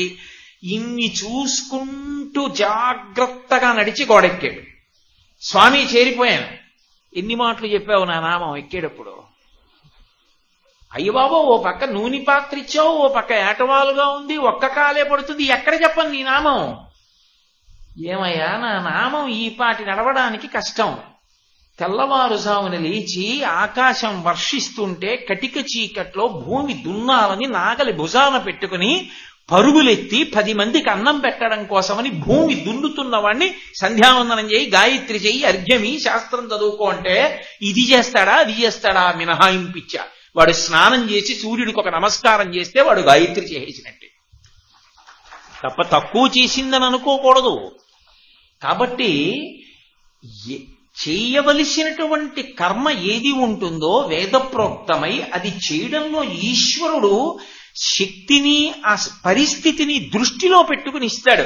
ఇప్పుడు ఒకడు శాస్త్రం చదువుకోవలసిన వాడు ఉన్నాడు, రామాయణం చదువుకోవాలి, భారతం చదువుకోవాలి, భాగవతం చదువుకోవాలి, వాడు సంధ్యావందనం చేయాలంటే ఎలా? వాడికి ఎందుకు ఇంక యజ్ఞోపవీతం, అసలు ఎందుకు ఉపనయనం? వాడు చెయ్యాలి సంధ్యావందనం, వాడు చెయ్యాలి గాయత్రి. కాబట్టి ఇప్పుడు ఏ దేవతని ప్రధానంగా నువ్వు ఉపాసన చేస్తున్నావు సంబంధం లేదు, అమ్మవారిని గాయత్రి రూపంలో ఉపాసన చెయ్యాలి. ఏమీ తెలియని వాడు ఉన్నాడు, ఎవరిని ఉపాసన చేస్తాడు? అమ్మోరు అంటారు. అందుకే మీరు చూడండి, లోకంలో ఒక పేరు ఉంటుంది, ఎవరిని పిలుస్తారంటే గ్రామదేవతలు అంటూ ఉంటారు. ఆ గ్రామదేవత అని ఏ ఊళ్ళో ఉన్న దేవతనైనా పిలుస్తారు. నేను కొత్తగా ఓ పల్లెటూరు వెళ్ళాను అనుకోండి, ఆ గుడి పేరు ఏమిటో నాకు తెలియదు అనుకోండి, గ్రామదేవత ఆలయం అండి అంటున్నాం. గ్రామదేవత అంటాం కానీ ఆ గ్రామదేవతకి ఎన్నో పేర్లు ఉంటాయి. ఎందుకు వచ్చాయో తెలిసిన పేర్లన్నీ? ఎప్పుడైనా ఒక ఊరు వెడితే ఆ ఊరు వెళ్ళినప్పుడు ఆ ఊళ్ళో కొత్తగా కాపలం మొదలు పెట్టినప్పుడు ఎవడో ఒక్కడు మొదలు పెట్టడు, ఎవరో నలుగురు కలిసి ఇక్కడ ఉండి ఈ పొలాలు దున్నుకుందామని మొట్టమొదటి ఎవడో వెళ్ళి ప్రారంభం చేస్తాడు. ఆయన 2 అన్నదమ్ములు వాళ్ళు వెళ్ళి ఆ ఊళ్ళో ఉండడం మొదలు పెడతారు. ఒక్కడు వెళ్ళడు, నాతో పాటు అమ్మవారు వచ్చింది, ఆవిడ శక్తి, ఆవిడ రక్షిస్తోంది మమ్మల్ని. ఓ చిన్న పందిరేస్తాడు, పందిరేసి అక్కడ ఓ పొడుగాటి రాయి ఒకటి పెడతాడు, పెట్టి దానికి 3 పసుపు గీతలు ఇస్తాడు, 3 బొట్లు పెడతాడు, ఓ పువ్వు పెడతాడు, చెరువులో నీళ్లు తీసి దాని మీద పోస్తాడు, కాస్త పసుపు పెడతాడు, కుంకం పెడతాడు. ఆవిడ పేరు ఏమిట్రా అని అడిగామనుకోండి, పెద్దింటమ్మ అంటాడు. ఏమిటి పెద్దింటమ్మ అంటే మా ఇంటికి ఆవిడే పెద్ద ఆవిడే. ఇప్పుడు ఆ తర్వాత ఈ 4 అన్నదమ్ములకి 5 కొడుకులు చొప్పున పుట్టారు, 20 మంది, 20 మందికి భార్యలు, 20 మందికి పిల్లలు, కొత్తగా వచ్చిన వాళ్ళు. ఊరు పెద్దదవుతోంది, వరసలు మారుతున్నాయి, ఆవిడ మాత్రం అలాగే ఉంది పెద్దింటమ్మ. ఈ పెరుగుతున్న ఊరంతా ఆవిడిదే, ఆవిడిల్లే, ఆవిడే ఆ ఇంటికి పెద్ద, అందుకని పెద్దింటమ్మ. ఒక ఊళ్ళో మరిడమ్మ, పెద్దాపురంలో ఉంది. మరిడమ్మ అంటే ఒకసారి వెళ్ళి నమస్కారం చేస్తే చాలు మళ్ళీ మళ్ళీ ఇచ్చే లక్షణం ఉన్న అమ్మవారు కాబట్టి మరిడమ్మ తల్లి. ఒక్కసారి నమస్కారం చేస్తే చాలు ఆవిడ జ్ఞాపకం ఉంచుకుంటుంది, ఇక మళ్ళీ అడగక్కర్లేదు మనం నాకు ఇది కావాలని. ఆవిడే దాన్ని గుర్తు పెట్టుకుని మళ్లీ మళ్లీ ఇచ్చే లక్షణం ఉన్నటువంటి అమ్మవారు కనుక ఆవిడికి మరిడమ్మ తల్లి అని పేరు. ఒక ఊళ్ళో నూకాలమ్మ, నూకాలమ్మ అంటే భూమి మీద నూకలు ఉన్నాయి, ఈ ఊళ్ళో నేనున్నాను, ఈ ఊళ్ళో నేనుండి ప్రతి పూట అన్నం తిని బ్రతకగలుగుతున్నానంటే ఆవిడ అనుగ్రహం. భూమి మీద నూకలు ఉన్నాయిరా వీడికట్టారు, ఇక్కడ నాకు నూకలు మిగల్చి ఆయుర్దాయం ఇస్తున్న తల్లి ఈ గ్రామానికి అధిదేవత. అందుకే ఎప్పుడైనా ఊరు విడిచిపెట్టి వెళ్లే ముందు గ్రామదేవతకి చెప్పి వెళ్ళాలి.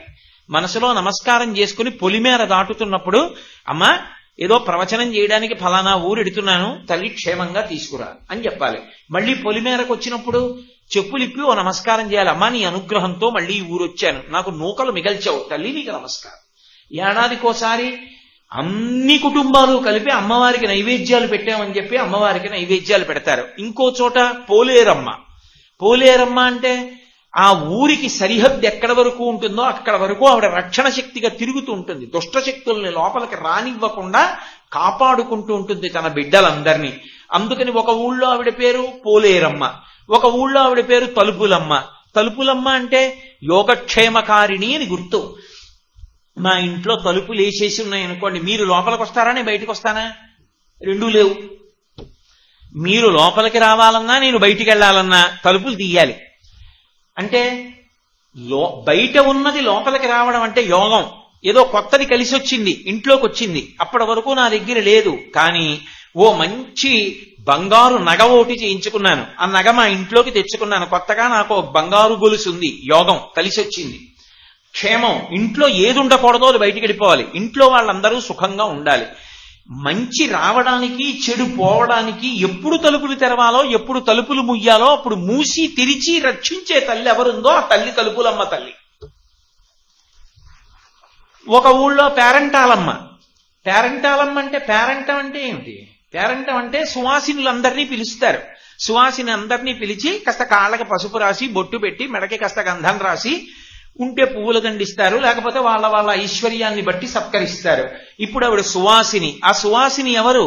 అమ్మవారి స్వరూపమే. ఆవిడ పేరంటాలమ్మ అంటే ఆవిడ ఎప్పుడూ పసుపు కుంకాలతో ఉంటుంది. ఆవిడ పసుపు కుంకాలు చెదరవు.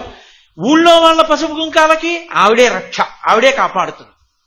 కాబట్టి ఆవిడ పేరంటాలమ్మ అంటే నిత్యమంగళ స్వరూపిణి, సర్వమంగళాదేవత. అందుకని ఆవిడికి పేరంటాలమ్మ. ఏ సర్వమంగళాన్ని ఎందుకు అనకూడదు? వాడు పామరుడు, వాడు సామాన్యుడు, పాపం వాడేం చదువుకోలేదు. అందుకే పేరంటానికి వచ్చిందనుకోండి ఎవరో ఒక ఆవిడ, ఓయ్ ఇల్లాలా పేరంటాలమ్మ వచ్చారు చూడు, పసుపురాయి అంటాడు కింద నించుని. అమ్మవారెవరు? పేరంటాలమ్మ, పెద్ద పేరంటాలమ్మ ఆవిడ. ఆవిడ్నే ముందు పిలవాలి ఎవరింట్లో శుభకార్యమైనా. ఎవరింట్లో శుభకార్యం జరిగినా ఆవిడికే పట్టుకెళ్ళి పసుపు కుంకాలు ఇస్తారు ముందు. అందుకని ఆవిడ పేరంటాలమ్మ. ఇప్పుడు మీరు ఏ ఊళ్ళో ఎక్కడ ఉన్నటువంటి ఏ దేవతా స్వరూపాన్ని గ్రామ దేవతగా భావన చేసి ఆ పేర్ల వెనుక ఉండేటటువంటి మర్మాన్ని పరిశీలించినా ఆ తల్లి రక్షణకారిణి. ఆవిడ ఏం చేస్తుంటుంది అంటే ఎప్పుడూ రక్షణ చేస్తూ ఉంటుంది. అందుకే అమ్మవారి ఉపాసనకు ఉండేటటువంటి లక్షణమేమి అంటే రక్షణ పొందుట. అసలు ఏ పేరు పెట్టకుండా అమ్మవారిని అమ్మా అంటే చాలు పలుకుతుంది. ఆవిడ అమ్మా అని పిలిస్తే చాలు పలుకుతుంది. అంత గొప్ప లక్షణమున్న తల్లి కాదు కాదు అసలు ఈ భూమి రూపంలో ఉండే భూమాత ఆవిడే. ఒక పరిధిలో దేశంగా ఉండే దేశమాత ఆవిడే. నన్ను కన్న తల్లిగా జనకమాత ఆవిడే. గోమాతగా ఆవిడే. మాతృస్వరూపంగా ఆవిడ అంత ఉపాసనని అందుకుంటూ ఉంటుంది. ఇది ఈ దేశం యొక్క ప్రత్యేకత. అసలు మొదటి నమస్కారం ఎవరికి అంటే అమ్మకే. అమ్మకి మొదటి నమస్కారం. అందుకే వేదం కూడా ఏం చెప్పిందంటే మాతృదేవోభవ, పితృదేవోభవ, ఆచార్య దేవోభవ, అతిథి దేవోభవ అని చెప్పింది. మొదటి నమస్కారం ఎవరికి అంటే అమ్మకే మొదటి నమస్కారం. ఎందుకంటే పరబ్రహ్మ లక్షణములన్నీ ఎవరి ఎందుంటాయి అంటే అమ్మయిందే అని నిర్ధారించింది. కారణం ఆమెయే సృష్టికర్త, ఆమెయే స్థితికర్త, ఆమెయే ప్రళయకర్త. బ్రహ్మ, విష్ణు, మహేశ్వరుడు ముగ్గురు కలిసిపోయిన సమాగమ స్వరూపానికే పరబ్రహ్మమని పిలుస్తారు. అమ్మ తన కడుపులో స్థానం ఇచ్చింది. ఈ లోపల ఏర్పడుతున్నటువంటి పిండం వంక చూస్తే ఏ 4వ నెలలోనో 5వ నెలలోనో ఉన్న పిండం వంక చూసినా భయం వేస్తుంది. ఒక 3 రోజులు భూమిలో చివికిపోయినటువంటి శరీరాన్ని చూసినా భయం వేస్తుంది. కానీ రెండూ కాదు. ఈ లోపల అమ్మ కడుపులో పిండం అంతా తయారైపోయిన తరువాత పాపపుణ్యాలు అనుభవించడానికి నీకు శరీరం ఇస్తున్నానరా, ఇందులో ప్రవేశించమని మళ్ళీ ఆ శరీరంలోకి ఆ తల్లి ప్రవేశపెడుతోంది. అప్పుడు ఆ శరీరం ఎక్కడ నిర్మాణం అవుతోంది? ఇవ్వాలంటే 6 అడుగులు ఎత్తుని ఇలా ఉన్నాను. మా అమ్మ కడుపులో తయారైనప్పుడు నా చెయ్యంత పొడుగు కూడా ఉన్నానో లేదో నేను. ఆ అమ్మయందు ఆ కారుణ్య స్వరూపం అలా ఉంటుంది. అది లేనప్పుడు అసలు లోకంలో సృష్టి అన్న మాట లేదు. నాకు ఎప్పుడూ అలా నా వ్యక్తిగత విషయం చెప్పాలి అన్నది నాకు ఇష్టం ఉండదు, కానీ తప్పనిసరి పరిస్థితుల్లో చెప్తున్నాను. అమ్మా అన్న మాటకి దయ ఎంత ఉంటుంది అని. మా అమ్మగారు నన్ను కడుపులో పడకముందు ఆవిడ్ని తల మీద పాము కరిచింది. ఇస్తే ఆవిడ రక్తం అంతా విరిగిపోయింది. బిడ్డలని కనడానికి ఆవిడ పనికిరారు అన్నారు. మా నాన్నగారికి ఒక కొడుకు ఉండాలి, ఆవిడ కోరిక. నేను వెళ్ళిపోయినా పర్వాలేదు, ఆయనకు ఒక కొడుకు మిగలాలి. ఆవిడ గర్భాన్ని నిలబెట్టుకున్నారు. తీరా ప్రసవం అయ్యేటటువంటి వేళకి ఖచ్చితంగా చచ్చిపోతారు ఇద్దరు. సందేహం లేదు, ఆవిడకి ప్రసవం అవ్వదు. ఎందుకంటే ఆవిడకి నిత్తురు లేదు, విరిగిపోయింది. ఆ రోజుల్లో ఇంత పెద్ద అభివృద్ధి లేదు, కాబట్టి ఆవిడ బ్రతికే అవకాశం లేదన్నారు. నేను చనిపోయినా పర్వాలేదు, నాకేం బెంగలేదు, దానికి నేను ముందే సిద్ధపడిపోయాను. లోపల ఉన్న పిల్లవాడు చచ్చిపోకూడదు, వాడు బ్రతికేట్టు చూడండి. మగ పిల్లవాడని ఎలా తెలుసు? ఆవిడికి మా నాన్నగారి ఉపాసన మీద నమ్మకం. ఆయన చేసిన ఉపాసన ఉత్తినే పోదు, కొడుకు పుడతాడు ఆయనకి. ఆ కొడుకునిచ్చి వెళ్ళిపోతాను, కాబట్టి నేను చనిపోయేటట్టు, పుట్టిన పిల్లవాడు బతికేటట్టు ఏదైనా ఏర్పాటు ఉందా అని అడిగింది ఆవిడ. అడిగితే చెప్పలేక చెప్పారట రోజుల్లో. ఒకటే మార్గం ఉంది, మీ అంతటా మీకు ప్రసవం అయితే చనిపోతారు, పిల్లవాడు చనిపోతాడు. పిల్లవాడు ఒక్కడూ బ్రతికి మీరు చనిపోయినా పర్వాలేదు అనుకుంటే తప్పనిసరి పరిస్థితుల్లో ఒకటి చెయ్యాలి. మంచుగడ్డల మీద పడుకోబెట్టి కాళ్ళు చేతులు పట్టేసుకుంటాం. ఆ చల్లతనానికి ఓర్చలేక ప్రసవం అయిపోతుంది. మీరు ఉండొచ్చు, ఉండకపోవచ్చు, అతను మాత్రం బతుకుతాడు. ఆవిడ ఓర్చింది మా తల్లి. అప్పుడు నేను పుట్టాను. ఎవరి వల్ల ఇవాళ ఈ బ్రతుకు నిలబడింది? అయితే అమ్మవారు నన్ను చిన్నపుచ్చలా అమ్మా అని పిలవడానికి చాలా కాలం మా అమ్మ నుంచింది. కాబట్టి ఆవిడ బ్రతికింది, నేను బ్రతికాను. డాక్టర్లు తెల్లబోయారట ఆ రోజుల్లో. అయితే నేను ఈ విషయం ఎందుకు మనవి చేశానంటే, ఏదో సోత్కర్షగా నా గురించి చెప్పుకోవడానికి నేను మీతో చెప్పలేదు. అమ్మ అన్న మాటలో ఎంత దయ ఉంటుంది అన్నది చెప్పడానికి మీతో చెప్తున్నాను. అంటే తను పోయినా పర్వాలేదు, బిడ్డ బతకాలి. ఆవిడ అంత సాహసానికి సిద్ధపడిపోయింది. కాబట్టి అసలు లౌకికంగానే అమ్మ అంటే అంత కారుణ్యమూర్తి. ఇక జగన్మాత కారుణ్యం మీరు ఎలా చెప్పగలరు? అందుకే ఆవిడికి ఒక విగ్రహం కావాలని ఏం లేదు. మీరు చాలా ఊళ్ళు వెళ్తున్నప్పుడు చూడండి, చాలా ఊళ్ళ బయట ఉండేటటువంటి గ్రామదేవతల యొక్క ఆలయాలకి ఏం ఉండవు. అసలు కొన్ని చోట్లయితే పందిర్లు ఉంటాయి, కొన్ని చోట్ల పాకలు ఉంటాయి, కొన్ని చోట్ల ఓ చిన్న గది ఉంటుంది, అందులో ఓ రాయి ఉంటుంది. ఆ రాతికి పసుపు రాసి బొట్టు పెడతారు. మీరు రాయి అంటే వాళ్ళు ఒప్పుకోరు, వాళ్ళు దాన్నే అమ్మవారిగా చూస్తారు. ఆ భావన ఎందుంది భారతీయ తత్వం. భావన చేత పరమాత్మ తప్ప అది రాయి కాదు. భగవంతుడు ఆ రూపంలో ఉన్నాడు. అందుకే అంతటా భగవంతుణ్ణి చూశారు. రాయిగా, పావుగా, కప్పగా, పిల్లిగా, నల్లిగా భగవానుడే తప్ప రాయి భగవానుడు ఎలా కాదు, రాయిగా భగవానుడు ఉన్నాడు. వాళ్ళ భక్తి చేత అది పరమాత్మయే అవుతుంది.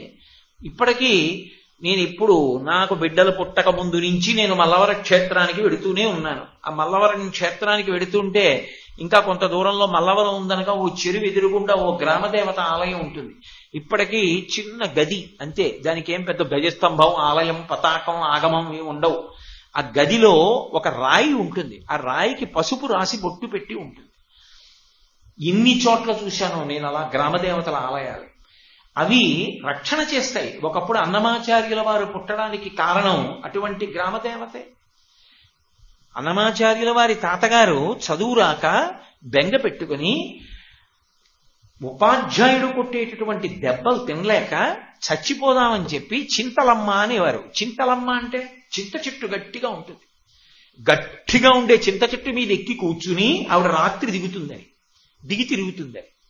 ఆ చింతలమ్మ అమ్మవారు ఊరి బయట చింత చెట్టు మీద ఉంటుందని నమ్మకం. అందుకని బాగా చీకటి పడితే అటు వెళ్ళేవారు కాదు ఎవరు ఆ రోజుల్లో అన్నమాచార్యుల వారి తాతగారి రోజుల్లో.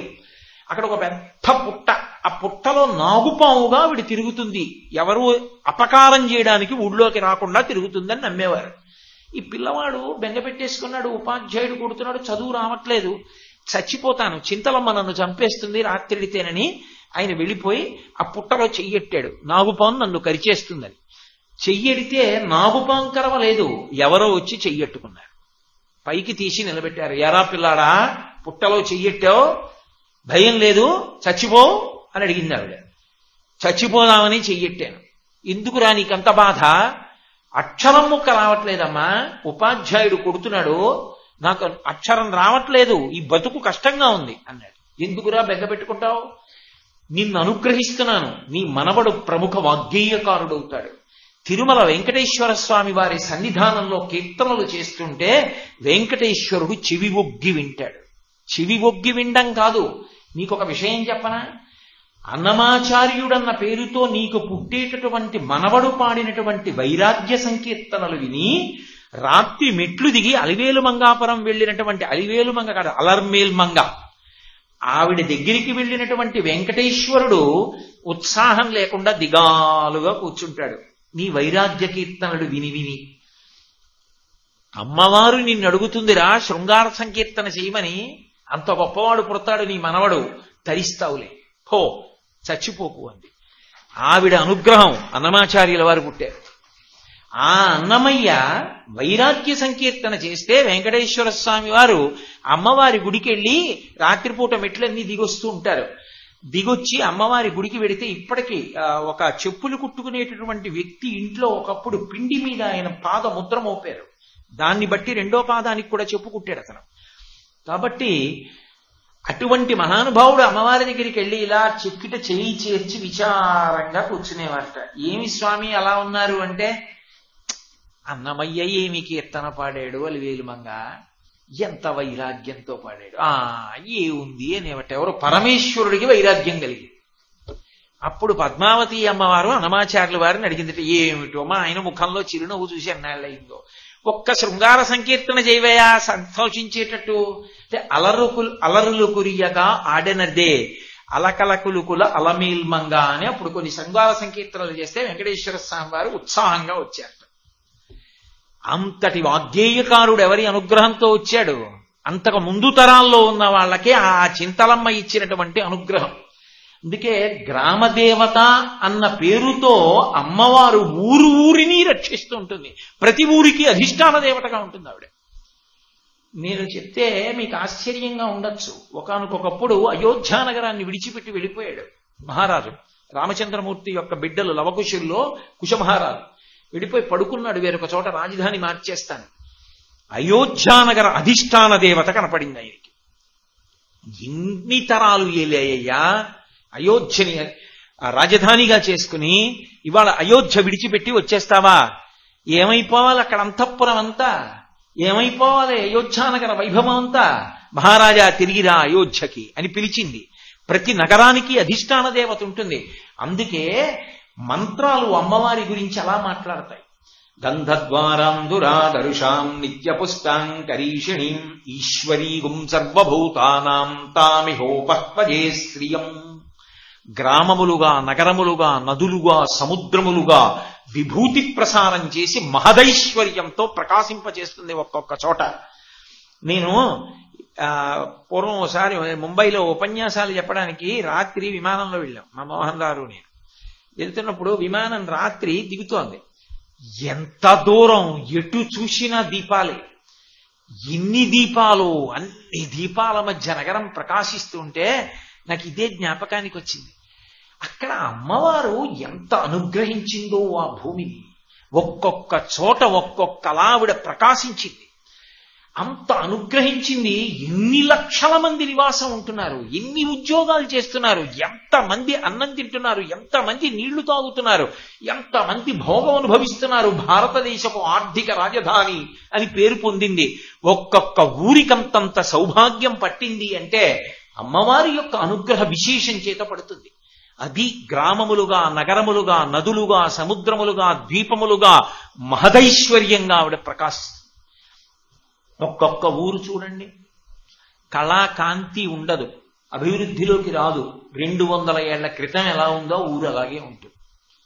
అలక్ష్మీర్మే నశ్యతాం త్వాం మృణే. అలక్ష్మి నశించి లక్ష్మి నిలబడాలంటే, అలక్ష్మి వెళ్ళిపోయి లక్ష్మి నిలబడాలంటే ఆవిడ అనుగ్రహం ఉన్నదా? అలా ఉంటుంది. ఒక్కొక్క వ్యక్తి చూడండి, ఆ వ్యక్తి ఆ ఇంట్లో ఉన్న కారణం కిరణాల కింద ఉంటుంది. వచ్చేవాళ్ళు వెళ్ళేవాళ్ళు ఆ తలుపు తీస్తే బాగుండు, ఆయన కనపడితే బాగుండు, ఆయన అలా తిరుగుతుంటే చూస్తే బాగుండని కొన్ని లక్షల మంది ఎదురు చూస్తారు. ఆ వ్యక్తి వెళ్ళిపోయాడు అనుకోండి, అంతే బావురుమంటుంది. ఆ ఇల్లు పలకరించేవాడు ఉండడు, ఆ ఇంటికి వెళ్ళేవాడు ఉండడు, అతనితో వెళ్ళిపోయిందంతే. అది శ్రీయం, ఆవిడ అనుగ్రహం. ఒక్కొక్కడికి యశస్సు రూపంలో ఉంటుంది, అంత కీర్తివంతుడవుతాడు. అలా నడుస్తుంటే చాలు చూసి మురిసిపోతారు, అబ్బా ఇవాళ ఆయన కనబడ్డాడండి చాలు అంటారు. అదిగో ఆ కీర్తిని ఇవ్వగలిగిన తల్లి ఎవరు? ఆవిడే. అందుకని ఆవిడ ఏవివ్వలేదు, ఆవిడ ఏదైనా ఇవ్వగలదు. అటువంటి తల్లి ప్రతి ఊరికి అధిష్టాన దేవతగా ఉండి సర్వకాలముల యందు కాపాడుతూ ఉంటుంది. అలా కాపాడగలగడం ఆవిడ యొక్క ప్రధానమైనటువంటి లక్షణం, అది ఆవిడ సహజ స్వభావం. అందుకే ఎవరు అమ్మవారి పాదములు పట్టి నమస్కారం చేస్తారో, ఎవరు అమ్మవారిని కీర్తిస్తారో, ఎవరు ఆవిడ పాదముల మీద ఒక్క పువ్వు ఉంచుతారో, ఇంత పసుపు ఇంత కుంకం వేస్తారో, వారి పట్ల మరింత ప్రసన్నురాలవుతుంది. ఆవిడికి లేక కాదు, ఆవిడే అందరికీ ఇస్తుంది, కానీ కృతజ్ఞతా భావన. ఆవిడ యొక్క అనుగ్రహ విశేషాన్ని స్మరించాడు, ఆవిడ దయని మనసులో తలుచుకున్నాడు. అమ్మా నువ్వు కదమ్మా భూమి రూపంలో ఉన్నావు అని పొంగిపోయాడు. ఇవాళ నాతో ఎవరో అన్నారు, నిన్న నేను చూసిన భూమికి ఇవాళ నేను చూసిన భూమికి చాలా తేడాగా అనిపిస్తోందండి నిన్నటి ఉపన్యాసం విన్నాక అన్నాడు ఒక. అంటే మనసులో మార్పు వచ్చింది. ఇప్పుడు ఆ రూపంతో అన్ని చిత్ర విచిత్రాలతో ఆయన చూస్తున్నాడు. ఆ పరవశంతో చూడడమే ఉపాసన, అంతే. దానికి ఆవిడ ప్రసన్నురాలైపోతుంది. అందుకే ఆవిడ అనేక చోట్ల అనేక రకాలుగా తన శక్తిని పొటమరింపచేసి లోకాన్ని అనుగ్రహించింది. ఆవిడ ఎక్కడెక్కడ అలా అనుగ్రహించిందో చూపులతో అక్కడక్కడ నగరాలు వచ్చాయి. అందుకే శంకరాచార్యులు వారు సౌందర్యలహరి చేస్తూ విశాల కళ్యాణి స్ఫుటరుచిరయోధ్యా కువలయై కృపాధారాధారా కిమపి మధురా భోగవతిక అవంతి సృష్టిస్తే బహునగర విస్తార విజయ ధ్రువం తత్తన్నామ వ్యవహరణ యోగ్యా విజయతే అంటాడు. అమ్మా నీ అనుగ్రహం అమ్మా ఇన్ని నగరాలు వచ్చాయి. మనకి దక్షిణాన ఉన్న ఒకే ఒక్క మోక్షపురి కాంచి. అందుకే ఉన్నటువంటి వాటిలో అయోధ్య మధుర మాయ కాశీ కాంచి అవంతిక పురీ ద్వారవతీ చైవ సప్తైతే మోక్షదాయక, 7 మోక్షపురులు. ఈ 7 మోక్షపురులలో దక్షిణ దేశం మొత్తం మీద ఉన్న ఏకైక మోక్షపురి కంచి. అటువంటి కంచికి అధిష్టాన దేవత కామాక్షి. అందుకే అమ్మవారి యొక్క ఉపాసన అంత తేలిక లోకంలో ఇంకోటి లేదు. అసలు నేను అమ్మవారి ఉపాసన చెయ్యనివాణ్ణి అన్నవాడు మీకు లోకంలో కనపడ్డాడు. అంతటి అనుగ్రహప్రదాత, అంతటి దయాస్వరూపిణి, రాశీభూతమైనటువంటి దయయే అమ్మవారు. అందుకే ఎప్పుడైనా శివస్వరూపంగా కించిత్ ఆయన ఇలా కనుబమెత్తుతాడేమో కానీ ఆయనగా కనుబమెత్తిన ఆమెగా రక్షణ ఇస్తుంది ఏకకాలంలో ఒకేసారి. ఎందుకనంటే ఇది అంత దయాస్వరూపం. అది అప్పుడప్పుడు కర్మాకర్మ ఫలప్రదాతగా అపచారం జరిగినప్పుడు అని ఇలా అంటాడేమో, అదే రూపం శివా అమ్మవారిగా అని ఇలా అంటుంది. పిల్లాడండి తప్పు చేయడం పెద్ద తప్ప, అంత కోపం ఎందుకు అంటుంది. అంటాడు ఆయన. అది రెండుగా ఉన్న ఒకటిలోని చమత్కారం. అమ్మవారి దయ గురించి చెప్పాలంటే శంకర భగవత్పాదులు సౌందర్యలహరిలో శ్లోకం చేశారు. అసలు పరమాద్భుతం. ఆయన అన్నారు, మృణాళీ మృద్వీనాం తవ భుజలతాం చతసృణాం చతుర్భిః సౌందర్యం సరసిజభవస్తౌతి వదనైః నఖేభ్యః సంత్రస్యన్ ప్రథమమథనాదంధకరిపో చతుర్నాం శీర్షాణాం సమమభయహస్తార్పణధియా అన్నారు. నకేభ్యః సంత్రస్యన్ ప్రథమమథనాదంధకరిపో. 3వ పాదం నుంచి మొదలెడితే తప్ప శ్లోకానికి అర్థం రాదు.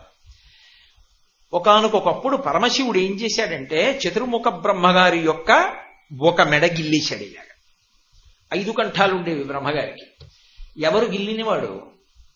నకేభ్య సంత్రస్యన్, పెద్ద త్రిశూలం పెట్టి పొడవలేదు, పెద్ద యుద్ధం చేయలేదు, పెద్ద ఢమరకం వాయించలేదు, నందివాహనం ఎక్కి రాలేదు, నంది రెంకె వేయలేదు. ఇలా కూర్చున్నవాడు ఇలాగే గిల్లేశాడు. ఏం చేశాడని బ్రహ్మగారు అంటే అది శంకర భగవత్పాదుల యొక్క రచనా వైచిత్రి. ఆయన ఏం చేశాడో చెప్పక్కర్లేదు, ఇలాంటి తప్పు చేసిన వాడిని ఒకడిని చెప్పారు. నకేభ్య సంత్రస్యన్ ప్రథమమధనాదంధకరిపో. అంధకాసురుడని ఓ రాక్షసుడు, హిరణ్యాక్షుడు కొడుకు. ఆయన ఒకప్పుడు అమ్మవారిని మోహించాడు. వాడెందుకు మోహించాడు అంటే వాడి చావు వాడు తెచ్చుకోవడానికి మోహించాడు. అందుకే ఆవిడ మహిషాసుర మర్దని. అర్థం లేని కామం అణిగిపోయి ధర్మబద్ధమైన కామం కలగాలంటే ఆవిడ పాదం పట్టుకోవాలి. ఆయన చతుర్ముఖ బ్రహ్మగారిని నాకు చావు లేకుండా వరం ఇమ్మని అడిగాడు అంధకాసురుడు. ఆయన అన్నాడు అలా కుదరదు, ఎవరైనా గిట్టవలసింది. ఇంకొక మాట అడుగన్నాడు. ఆయన అన్నాడు, ఏ ఆడదాన్ని చూసేటప్పటికి 3 లోకములు అమ్మా అని పిలుస్తాయో, ఏ ఆడదాన్ని ఎవ్వడూ నేను మగవాణ్ణన్న భావనతో కామించడో, ఏ ఆడదాన్ని కామించిన కారణానికి నేను చచ్చిపోతానో అలాంటి ఆడదాని యందు నాకు అనురక్తి కలిగితే చచ్చిపోయేటట్టు అనుగ్రహించాను. తథాస్తు అన్నాడు. ఎవరావిడ? లోకజనని. వాగర్ధా వివ సంపృక్తౌ వాగర్ధ ప్రతిపత్తయే జగత పితరౌ వందే పార్వతీ పరమేశ్వరౌ. హిమవత్ పర్వతంలో ఆ తల్లి శంకరుడు తనలో తాను రమిస్తూ తపస్సులో ఉండగా పరిచర్య చేస్తోంది. బుద్ధి వక్రించింది. బుద్ధి కర్మానుసారిణి. నాశనమయ్యే కాలానికి అలాంటి బుద్ధులు పుడతాయి. ఎవడో మంత్రి ఒకడు చూశాడు, బహుసుందరాంగి పరమశివుడికి పరిచర్య చేస్తోంది. ఆయన తపస్సులో ఉన్నాడు. ఆయనకి ఎందుకు అటువంటి ఆడది, నువ్వు గ్రహించు. వెంటనే రాయబారం పంపాడు, నిన్ను భార్యగా స్వీకరిస్తానని. అమ్మవారు ధూర్తుడా, ఇది నీ మరణానికి కారణమవుతుందిరా అంది. వాడు వినలేదు. ఆఖరికి పరమశివుడి మీద యుద్ధానికి వెళ్ళాడు. అంధకాసురుడు అంటే ఎంత గొప్పవాడో తెలుసా? నందీశ్వరుడు ఓడిపోయాడు, వీరభద్రుడు ఓడిపోయాడు ఆయనతో యుద్ధంలో. ఓడిపోతే పరమశివుడు కళ్ళు తెరిచాడు. ఏమిట్రా అల్లరి అన్నాడు. పార్వతీదేవిని మోహించేటండి వీడు, పెళ్లి చేసుకుంటాట్టు వచ్చాడన్నారు. ఎంత ధూర్తమైన కోరికరా, ఇప్పుడు నేను తపస్సులోంచి లేచి వీడితో నాకు యుద్ధం ఏమిటి అని పక్కనున్న త్రిశూలం చేసి ఇలా అన్నాడు. వాడు దానికి పొడుచుకుపోయాడు. తీసి పక్కన పెట్టి ఆయన మళ్ళీ తపస్సు చేసుకుంటున్నాడు. ఇప్పుడు వాడు ఒంట్లో ఉన్న నెత్తురంతా కారిపోయింది. కారిపోయిన తర్వాత సామగానం చేశాడు, సామవేదం పలికాడు. త్యాగరాజస్వామి అంటారు కదా, నాదతను మనిషం శంకరం నమామి మే మనసా శిరసా. ఎవరు ఆ నాదతను మనిషం శంకరం అంటే మోదకర నిగమోత్తమ సామవేద సారం వారం వారం అంటారు. మోదకర సంతోషపెట్టగలిగినటువంటి నిగమోత్తమ సామవేద సారం వారం వారం. వారం వారం అంటే 7 రోజులకోసారని కాదు, అస్తమానం అస్తమానం అని. వారం వారం ఎవరికి నమస్కారం చేస్తాను అంటే మనస్సుకి శాంతినివ్వగలిగినటువంటి సామవేదము ఎదురుగుండా రాశీభూతమైతే అదే శంకరుడు. నాదతను మనిషం శంకరం. ఆయన శరీరమే నాదము. అటువంటి శంకరుడికి నమామి మే మనసా శిరసా, నేను మనస్సుతో శిరస్సుతో నమస్కరించుతున్నాను అంటారు త్యాగరాజస్వామి. అటువంటిది ఆ సంగీతం, ఆ స్వరాలు కూడా ఆయన ముఖాల్లోంచి వచ్చినవే. అందుకే సత్యోజాతాది పంచవక్త్రజ వర సరిగమని విద్యాలోలం విదలిత కాలం విమల హృదయ త్యాగరాజ పాలం నాదతను మనిషం శంకరం నమామి మే మనసా శిరసా అంటారు. సద్యోజాతాది పంచవక్త్రజ వర సరిగమని విద్యాలోలం. స రి గ మ ప ద ని అనబడేటటువంటి 7 స్వరములు సద్యోజాత అఘోర తత్పురుష వామదేవ ఈశానములనేటటువంటి ఏ శంకరుని యొక్క 5 ముఖములలోంచి వస్తే సంగీతమైందో సామవేదమైందో అటువంటి మళ్లీ ఈ స్వరముల చేత లోలుడై సంతోషించేటటువంటి శంకరుడికి మనసా శిరస కీర్తన చేత వాక్కుతో నమస్కరించుతున్నాను అంటారు త్యాగరాజస్వామి. అలా వెనక్కి రండి. ఈ అంధకాసురుణ్ణి త్రిశూలం పెట్టి పొడిచి అక్కడ పెడితే వాడి శరీరంలో నెత్తురంతా ఓడిపోయిన తర్వాత వాడి మదం పోయింది. పోయి సామగానం చేశాడు శంకరుడి మీద. ఆయన సంతోషించాడు. అలా అంధకాసురుడు ఏ దోషం చేశాడో అటువంటి దోషం ఒకప్పుడు బ్రహ్మగారు చేశాడు. చేస్తే పరమశివుడు చూశాడు, గమనించాడు. ఓహో 5 ముఖాలున్నాయి అనుకుంటున్నాడు బ్రహ్మగారు. ఒకప్పుడు బ్రహ్మగారికి 5 ముఖాలుండేవి, పరమశివుడికి 5 ముఖాలు. ఏమిటి తేడా? నాకు ఆయనకి ఇద్దరికి 5 ముఖాలేగా. అందుకని కించిత్ చూడకూడని చూపు ఒకటి చూశాడు ఒకనొక సందర్భంలో. ఇప్పుడు దానికి ప్రసక్తి ఎందుకు? శంకరుడు ఆలోచించాడు, ఓహో 5 తలకాయలు నాకు, 5 తలకాయలు ఆయనకి ఇదే లెక్క కట్టుకున్నాడు అని. నువ్వెంతటి వాడివో ఇప్పుడు చూస్తానని ఇలా గిల్లేశాడు. ఏం పెద్ద కష్టపడలా, చతుర్ముఖ బ్రహ్మగారితో పెద్ద యుద్ధం ఏం చేయలే. ఆహా అని ఇలా చూశాడు. చూడకూడని చూపు చూశావే అని ఇలా గిల్లాడు. అందుకే అమ్మవారి పట్ల ఒక్కసారి చూడకూడని చూపు చూసినా అలా చూసిన వాడని తెలిసిపోతుంది. ఎందుకో తెలుసా? కుబేరుడికి మెల్లకన్ను అందుకే వచ్చింది. అందరూ మామూలుగా ఉంటే కుబేరుడు ఒక్కడు మెల్లకన్నుతో ఉంటాడు. ఎందుకుని అంటే ఒకప్పుడు అమ్మవారిని చూడకూడని చూపు చూశాడు, చూసినందుకు కన్ను మెల్లయింది. కాబట్టి నకేభ్య సంత్రస్యన్ ప్రథమ మధనాదంధకరిపో ఆయన తక్కన తలకాయ గిల్లేశాడు. ఇప్పుడు ఏమంటే యుద్ధం చేస్తే ఏదో ఓ 2-3 నెలలు యుద్ధం జరిగి ఇద్దరి మధ్య పెద్ద యుద్ధం అయితే ఓ తల తెంపాడు అనుకోండి, ఇంకా రెండో తల తెంపడానికి మళ్ళీ ఇంకో 2-3 నెలలు పడుతుంది యుద్ధం. కానీ ఆయన ఏం పెద్ద యుద్ధం చేయలేదు, ఇలా అన్నాడు.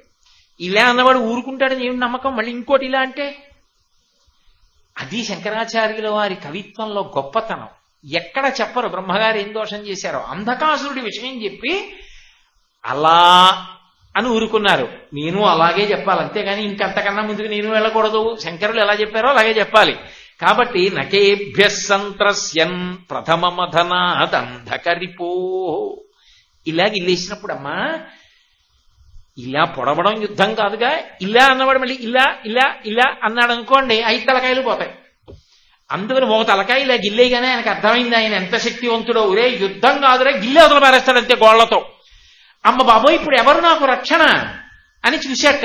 చూసేటప్పటికి ఎవరు కనపడ్డారంటే మృణాళీ మృద్దీనాం తవ భుజలతానాం చతసృణాం. తామర తీగ ఇలా వచ్చి చివర తామర పువ్వు పూస్తుంది. అలా అమ్మవారి చేతులు ఇలా తామర తీగల్లా ఉంటే ఈ చివర అమ్మవారి చెయ్యి తామర పువ్వులా ఉందిట. వెంటనే బ్రహ్మగారికి అమ్మవారికి ఉన్నటువంటి ఒక సంబంధం అర్థమయ్యేటట్టుగా తలెత్తి చూశాట. ఏమిటది? సరసిజ భవస్తౌతి వదనై. అది శంకరుల యొక్క వాంగ్మయం అంటే అలా ఉంటుంది. అమ్మా నీ చెయ్యి తామర పువ్వులో ఉంది, నేను తామర పువ్వులోంచి పుట్టాను. మన ఇద్దరికీ ఓ అనుబంధం ఉంది కదా, మన ఇద్దరిది తామర పువ్వు సంబంధం. నీ చెయ్యి తామర పువ్వు అయితే నేను తామర పువ్వులోంచి పుడితే నీకు కొడుకు లాంటి వాడిని కాను, బిడ్డను రక్షించుకోవద్దు. నాన్నగారు గిల్లి పారేశారో తలకాయ మిగిలిన కూడా గిల్లేస్తాడో ఏమిటో అని ఆయన ఏం చేశాడంటేట సరసిజభవస్తౌతి వదనై చతుర్నాం శీర్షాణం సమమభయహస్తార్పణ ధియా.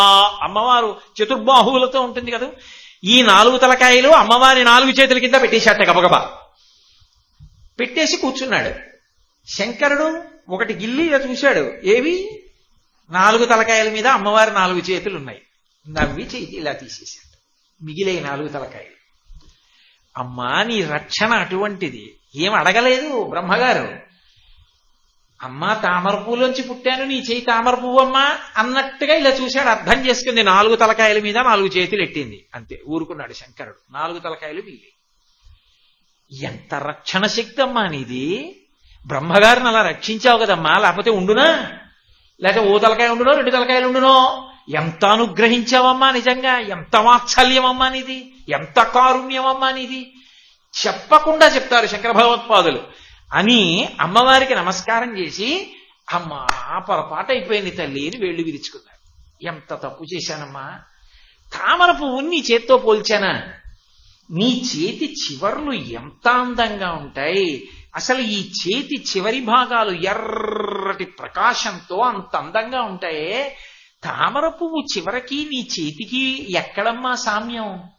ఎలా వానేశానమ్మా పొరపాటున? తామర పువ్వులా ఉంది నీ చెయ్యి, పైన ఈ చేతి భాగం అంతానేమో తీగలా ఉంది అన్నానే అని వెంటనే మళ్ళీ అన్నారు. కాదు కాదమ్మా, లక్ష్మీదేవి తామర పువ్వులో కూర్చుంటుంది కదూ. కూర్చున్న తల్లి ఏం చేస్తుంది? సువాసిని కాళ్ళకి పారాణి పెట్టుకుంటుంది. కాళ్ళకి పారాణి పెట్టుకున్నప్పుడు చిన్న గిన్నెతో పారాణి అక్కడ పెడతారు చిలికెత్తెలు. ఆ పారాణి ఇలా తీసి పాదం అంతా ఇలా పారాణి పెట్టుకున్న తర్వాత చేతులకి ఏమవుతుంది, పారాణి అంటుకుంటుంది. అది అలాగే ఉంచుకున్నారు అనుకోండి, బట్టకు అంటుకుంటుంది. అందుకని ఏం చెయ్యాలి, ఓ పాత బట్టకి ఇలా తుడిచేసుకోవాలి కదూ. అందుకని చుట్టూ చూసింది దేనికి రాసేద్దాం ఆ పారాణిని. తను కూర్చున్న తామర పువ్వుకే ఆ రేకుల యొక్క చివరి భాగాలు కనపడ్డాయి.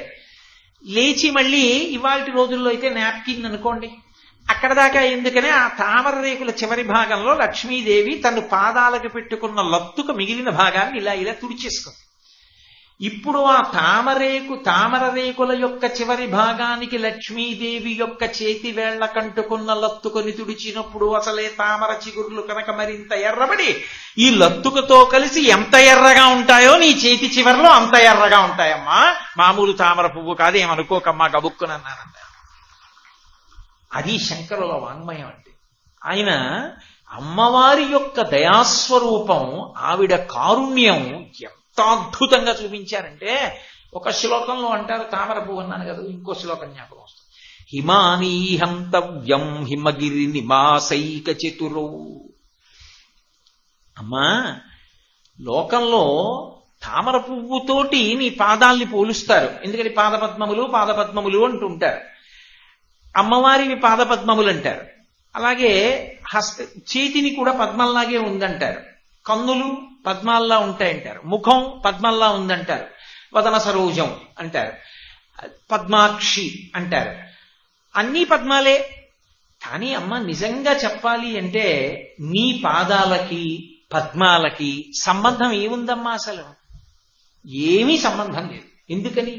హిమానీ హంతవ్యం హిమగిరి నివాసైక చతురౌ నిశాయాం నిద్రాణాం నిశిచరమభాగీ చ విశదౌ వరం లక్ష్మీ పాత్రం శ్రియమతి సృజంతౌ సమయినాం సరోజం తత్పాదౌ జనని జయ కశ్చిత్రమిహ కిం. నువ్వు ఉండేది మంచు పర్వతాల మీద ఉంటావు. ఎందుకని? ఆవిడ పుట్టిల్లు అక్కడే. హిమగిరితనయ కదా, హిమవంతుని యొక్క కుమార్తె. అందుకని మంచు పర్వతాల మీద పుట్టింది, మంచు పర్వతాల మీద ఆడుకుంది, మంచు పర్వతాల మీద పెరిగింది. ఆ మంచు పర్వతం పక్కనే అత్తారిల్లు. ఎందుకని? పరమశివుడు ఎక్కడ ఉంటాడు? వెండి కొండ మీద ఉంటాడు. అందుకే కదా లలితా అష్టోత్తర శతనామ స్తోత్రం చేస్తూ రజితాచల శృంగాగ్ర మధ్యస్థాయై నమః అంటాం. రజితాచలం అంటే వెండి కొండ, అంటే హిమాలయాల మీద మంచు పడిపోతే తెల్లగా వెండి కొండలా ఉంటుంది. అక్కడే అత్తారిల్లు, కైలాసం. కాబట్టి నీకు పుట్టిల్లు అత్తారిల్లు కూడా మంచు కొండల్లోనే. కాబట్టి మంచు కొండల్లో తిరగడానికి నీ పాదములు అలవాటు పడ్డాయి. మరి తామర పువ్వు మంచు తగిలిందనుకోండి ఒడిలిపోతుంది. మంచు తగిలితే ఒడిలిపోయే తామర పువ్వుకి మంచు కొండలలో తిరగడానికి అలవాటు పడిన నీ పాదాలకి ఎలాగమ్మా పోలిక కుదురుతుందా? హిమానీ హంతవ్యం హిమగిరి నివాసైక చతురౌ నిశాయాం నిద్రాణాం నిశచరమభాగీ చ విశదౌ వరం లక్ష్మీ పాత్రం శ్రియమతి సృజంతౌ సమయినాం. ఆ తామర పువ్వుల దగ్గర ఒక స్వార్థ గుణం ఒకటి ఉంది. అవి ఏం చేస్తాయంటే లక్ష్మీస్థానం, అందులో లక్ష్మీదేవి ఉంటుంది. కాబట్టి అవి ఎప్పుడు ఏం కోరుకుంటాయంటే, మాలో లక్ష్మీదేవి కూర్చుంటుంది, మేము లక్ష్మీస్థానం అని తమలో లక్ష్మీదేవి కూర్చోవాలని కోరుకుంటాయి తప్ప తామర పువ్వు లక్ష్మీదేవిని ఎవరికి ఇచ్చేది, తనలో కూర్చోవాలని కూర్చుంటుంది. వరం లక్ష్మీ పాత్రం. కానీ అమ్మా, నీ పాదాలు ఏం చేస్తాయి? లక్ష్మినిస్తాయి అందరికీ. నీ పాదాలకు నమస్కారం చేస్తే, నీ పాదాల మీద ఇంత పసుపేస్తే, ఇంత కుంకం వేస్తే, ఒక్క నమస్కారం చేస్తే అవతల వాడికి లక్ష్మీ కటాక్షం వస్తుంది. నీ పాదములు గొప్పవా తామర పువ్వు గొప్పదా? హిమాలయాల తాకిడికి తట్టుకోగలదా? లక్ష్మీదేవిని ఇవ్వగలదా? రెండూ చేయలేదు తామర పువ్వు. కానీ నీ పాదాలు హిమాలయ పర్వతాల మీద తిరుగుతాయి, అందరికీ ఐశ్వర్యాన్ని కటాక్షిస్తాయి. నీ పాదములే గొప్పవమ్మా, నిస్వార్థమైన పాదములు ఆ పాదములు. కాబట్టి తామర పువ్వు కన్నా గొప్పదేది అంటే అమ్మవారి పాదమే. అటువంటి తామర పువ్వుతో నీ పాదాన్ని ఎలా పోలుస్తానమ్మా? పైగా ఒక విశేషం ఉంది. అమ్మవారు రావడం అంటే దాని అర్థం ఏమిటి? అమ్మవారు పాదం పెట్టడం అనేనా? చాలా మంది ఓ మాట అంటుంటారు, అయ్యా మీరు ఒక్కసారి మీ పాదం మా ఇంట్లో పెట్టాలంటారు. నన్ను కాదు, పెద్దల్ని నేను అంటున్నది. పెద్దలైన వారిని, అయ్యా మా ఇంట్లో పాదం పెట్టాలి మీరు ఒక్కసారి అంటారు. మా ఇంట్లో మీ పాదం పెట్టాలంటే దాని ఉద్దేశం ఏమిటి? ఓసారి అలా కాలిట్టి వెళ్ళిపోమ్మనే అంటే మీరు రావాలని, మీరు మా ఇంటికి రండి అనడానికి మేము ఎంత ఆర్తితో కోరుకుంటున్నామంటే మీరు ఒక్కసారి మీ పాదం పెట్టాలంటే అలా వచ్చి కూర్చుని వెళ్ళిపోండి చాలు, మాకు సంతోషం. ఆయన మా ఇంటికి వచ్చారు అని మేము చెప్పుకు మురిసిపోతాం. రండి మా ఇంటికి అని అడగడానికి ఒక్కసారి పాదం పెట్టండి అంటారు. ఒక్కసారి పాదం పెట్టండి అంటే అలాగే వస్తానండి అంటారు అవతల వాళ్ళు. అబ్బో చాలా కార్యక్రమాలు ఒత్తిడండి, ఏమనుకోకండి, ఇంకొకసారి చూద్దాం, రావడం కుదరదు ఈసారి అంటాడు. అంత ప్రేమగా పిలిచాడని తెలీదా? తెలుసు. కానీ రావడం కుదురుతుందా? కుదరదు. ఏదో ఊరెవరో ఒక ఆయన ఓ పని మీద వెళ్ళాడు అనుకోండి, 200 ఇళ్లవాళ్ళు అయ్యా ఒక్కసారి మా ఇంట్లో పాదం పెట్టండి అంటే వెళ్ళగలడా? వెళ్ళడు. కానీ అమ్మవారు మా ఇంట్లో పాదం పెట్టమ్మా అని మనం అడగాల? అడగక్కర్లేదు. మనసులో ఒక్కసారి పరవశంతో నమస్కరిస్తే చాలు, అక్కడి నుంచి ఇక్కడికి క్షణంలో పరిగెత్తుకొస్తుంది. క్షణం కూడా అక్కర్లేదు, ఆవిడ వెంటనే వచ్చి రక్షిస్తుంది. తామరపువ్వు వస్తుందా? తామరపువ్వుని తలుచుకున్న నమస్కారం పెడితే కొలంలోంచి ఎగిరొచ్చి మన దగ్గర కూర్చుంటుందా? ఆర్తత్రాణపరాయణి అయి తలుచుకున్న మాంత్రం చేత పరిగెత్తుకొచ్చేవి నీ పాదాలు. ఒకరింటికి రెండిళ్లకి కాదు, ఎన్ని కోట్ల ఇళ్లలోకో ఎన్ని కోట్ల హృదయాలలోకో వస్తాయి నీ పాదాలు. అవి వచ్చినంత మాత్రం చేత అవి ఇవ్వలేనివి లేవు. ఒక్క తామర పువ్వు వచ్చి ఏం చేస్తుందమ్మా? నీ పాదపద్మాలని పద్మాలకి నీ పాదాలకి పోలిక ఎలాగైనమ్మా కుదురుతుందా? ఒక్కనాటికి కుదరదు. అమ్మా నీ పాదములే లోకములో, అవి సర్వశరణ్యములు. అందరూ నీ పాదములకు శరణు కోరవలసిందే. అటువంటి అద్భుతమైన నీ పాదములకు నమస్కరించని వాడెవరున్నాడో వాడు దురదృష్టవంతుడు తప్ప. అమ్మా అమ్మా అని పిలవగలిగితే చాలు, బిడ్డా ఉన్నానని వెంటనే పరిగెత్తుకొస్తావు. అటువంటి శ్రీపాదములు నీ పాదములు అని హిమానీహంతవ్యం హిమగిరి నివాసైక చతురౌ నిశాయాం నిద్రాణాం నిశచరమ భాగే చ విశదౌ.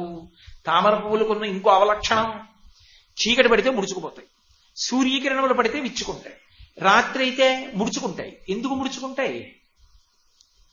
చెప్పకుండా చెప్పడంలో శంకరాచార్యుల వారి గొప్పతనం. ఆయన ఓ పాకలో ఉంటున్నాడు, ఉక్కపోతగా ఉందే అని ఆ పాక తలుపులు తెరిచేసి ఆవిడ లోపల పడుకుంటుంది, పాకలో ఉన్నాయని నొలక మంచం వేసుకుని బయట పడుకుంటాడు. ఏముందని వస్తాడు ఇంటికి దొంగడు? రాడు. బాగా తలుపులు వేసి లోపల కూడా ఓ ఇనప తలుపు వేసి ఇంటి చుట్టూ ఇనప కంచెట్టి 10 మంది నేను పడుకుంటాను నువ్వు తెలివిగా ఉండని 4 కుక్కలను వదిలి ఎవరు పడుకుంటాడు? తన ఇంట్లో చాలా ఉందని తనకే ఉండాలి, ఎవరికి ఇవ్వకూడదనుకున్నవాడేది అలా పెట్టుకుంటాడు.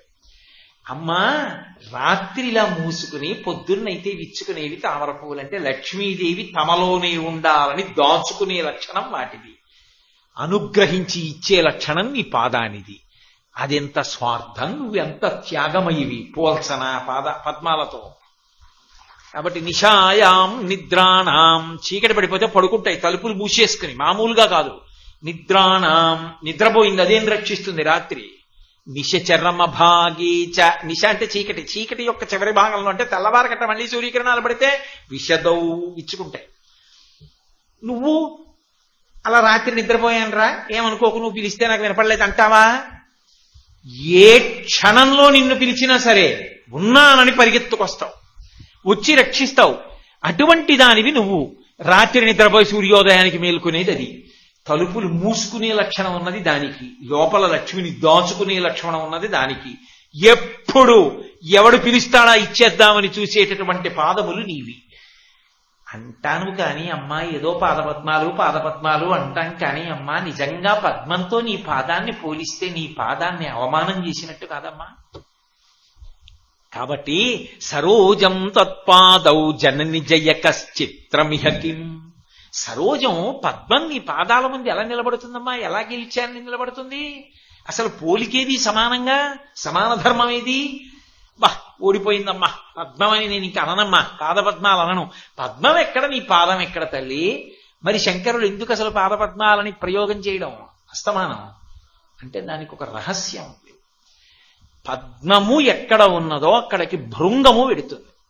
భృంగం అంటే తుమ్మెద, దానికి 6 కాళ్ళు ఉంటాయి. అందుకని షట్పది అని పిలుస్తారు సంస్కృతంలో. షట్పది అంటే 6 కాళ్ళు ఉన్నది భృంగము. భృంగము ఎక్కడ తామర ఉందో వెతుక్కుని అక్కడికి వెళ్లి దాని మీద వాలి అందులో ఉన్న తేనె తాగుతుంది. పద్మమంత గొప్పదని, పద్మంలో తేనె ఉందని పక్కన ఉన్న వాటికి కూడా తెలియదు. సరోవరంలో పద్మం పెరగడం మొదలెట్టి మొగ్గగా ఉన్నప్పుడు దాని పక్కన కప్ప, పీత, చాప ఇవన్నీ ఉంటాయి. కానీ వాటికి పద్మంలో తేనె ఉంటుందని తెలియదు. పక్కన అరణ్యంలో ఉన్నటువంటి భృంగానికి తెలుసు. అది ఎగురుతూ వస్తుంది. వచ్చి దీని మీద వాలి సారగ్రాహి అయి తేనె తాగుతుంది. అలా భగవంతుడు తుమ్మెద రూపంలో వస్తాడు. అదే మల్లికార్జునుడు. ఆవిడ భ్రమరాంబ. భ్రమరాంబ అంటే తుమ్మెద రూపంలో ఉంటుంది.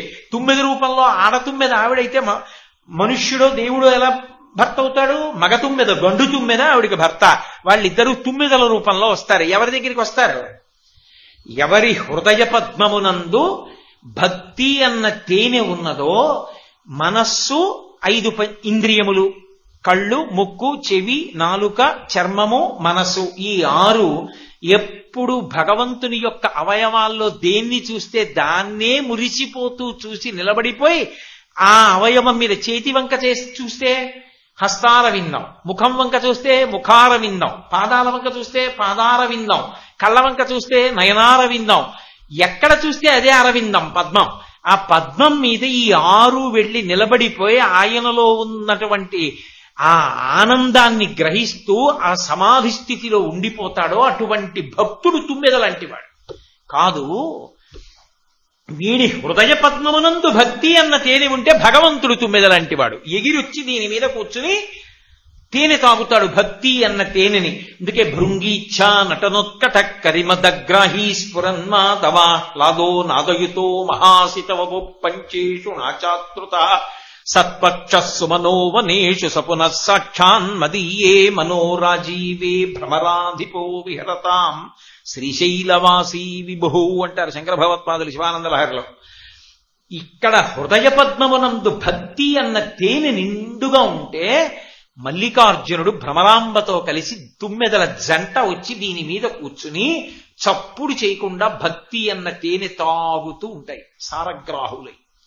కాబట్టి అది పద్మము.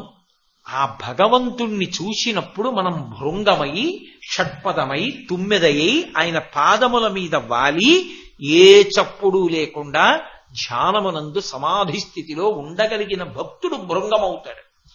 వాడి భక్తికి ఈశ్వరుడు భృంగమవుతాడు. ఈ స్థితికి పాదపద్మములు అంటారు. కానీ బాహ్యంలో శంకరుడు ఎంత చమత్కారం చేశారంటే, అమ్మ పద్మాలకి నీ పాదాలకి పోలికేమిటమ్మా అని అమ్మవారి యొక్క కారుణ్యం ఎంత గొప్పగా ఉంటుందో చూపించడానికి సౌందర్యలహరిలో అంత అద్భుతమైనటువంటి 2 శ్లోకాలని మనకు అందించారు. కాబట్టి నేను సిద్ధాంతం చేసి మాట్లాడేది ఇది అంటే, అమ్మా అన్నప్పుడు రాశీభూతమైనటువంటి కారుణ్యము, దయ తీసుకొచ్చి ఒక చోట పోగుగా పెట్టేస్తే ఆవిడే అమ్మ. అటువంటి తల్లిని శరత్కాలంలో ఈ ఆశ్వీజమాసం ప్రథమ తిథి పాడ్యమిలగాయితూ నవమి వరకు దశమి శాంతికర కళ్యాణంతో ఎవరు ఉపాసన చేస్తారో వాళ్ళని ఆవిడ విశేషంగా అనుగ్రహిస్తుంది. నిన్న చెప్పే కదా, సంవత్సరాన్ని రోజుగా ప్రమాణంగా స్వీకరిస్తే తెల్లవారుజాము కాలం శరత్కాలం. అందుకే ఆ సమయంలో అమ్మవారికి చేసేటటువంటి నమస్కారం, ఆవిడ పూజ, ఆవిడ పూజలో పాల్గొనడం, ఆవిడ పూజ చూడడం కూడా అంత ఉత్కృష్టమైన విషయములుగా చెప్పబడ్డాయి. ఇక ఎల్లుండి నుంచి ఎలాగో శారదా నవరాత్రి ఉత్సవాలు ప్రారంభమవుతాయి. దాని వివరాలు మీకు నేను మంగళాశాసనం అయిపోయిన తరువాత చెప్తాను. దయచేసి కూర్చునుండండి. మంగళాశాసన పరై వేదాచార్య పురోగమై సర్వైశ్చ పూర్వైరాచార్యై తత్కృతాయాస్తు మంగళం. మంగళం కోసలేంద్రాయ మహనీయ గుణాత్మనే చక్రవర్తి తనూజాయ సర్వభౌమాయ మంగళం. ఉమాకాంతాయ కాంతాయ కామితార్థప్రదాయిని శ్రీగిరీశాయ దేవాయ మలినాథాయ మంగళం. అవును, 6 నెలల్లో పెళ్లి పథకంలో చేరండి. మీ ప్రియమైన వారికి 6 నెలల్లో పెళ్లి చేయండి. కృష్ణ సాయి బ్రాహ్మణ వివాహ పరిచయ వేదిక బ్రాహ్మణులకు మాత్రమే. మరిన్ని వివరాలకి కాల్ 8855920115 లేదా 90003339.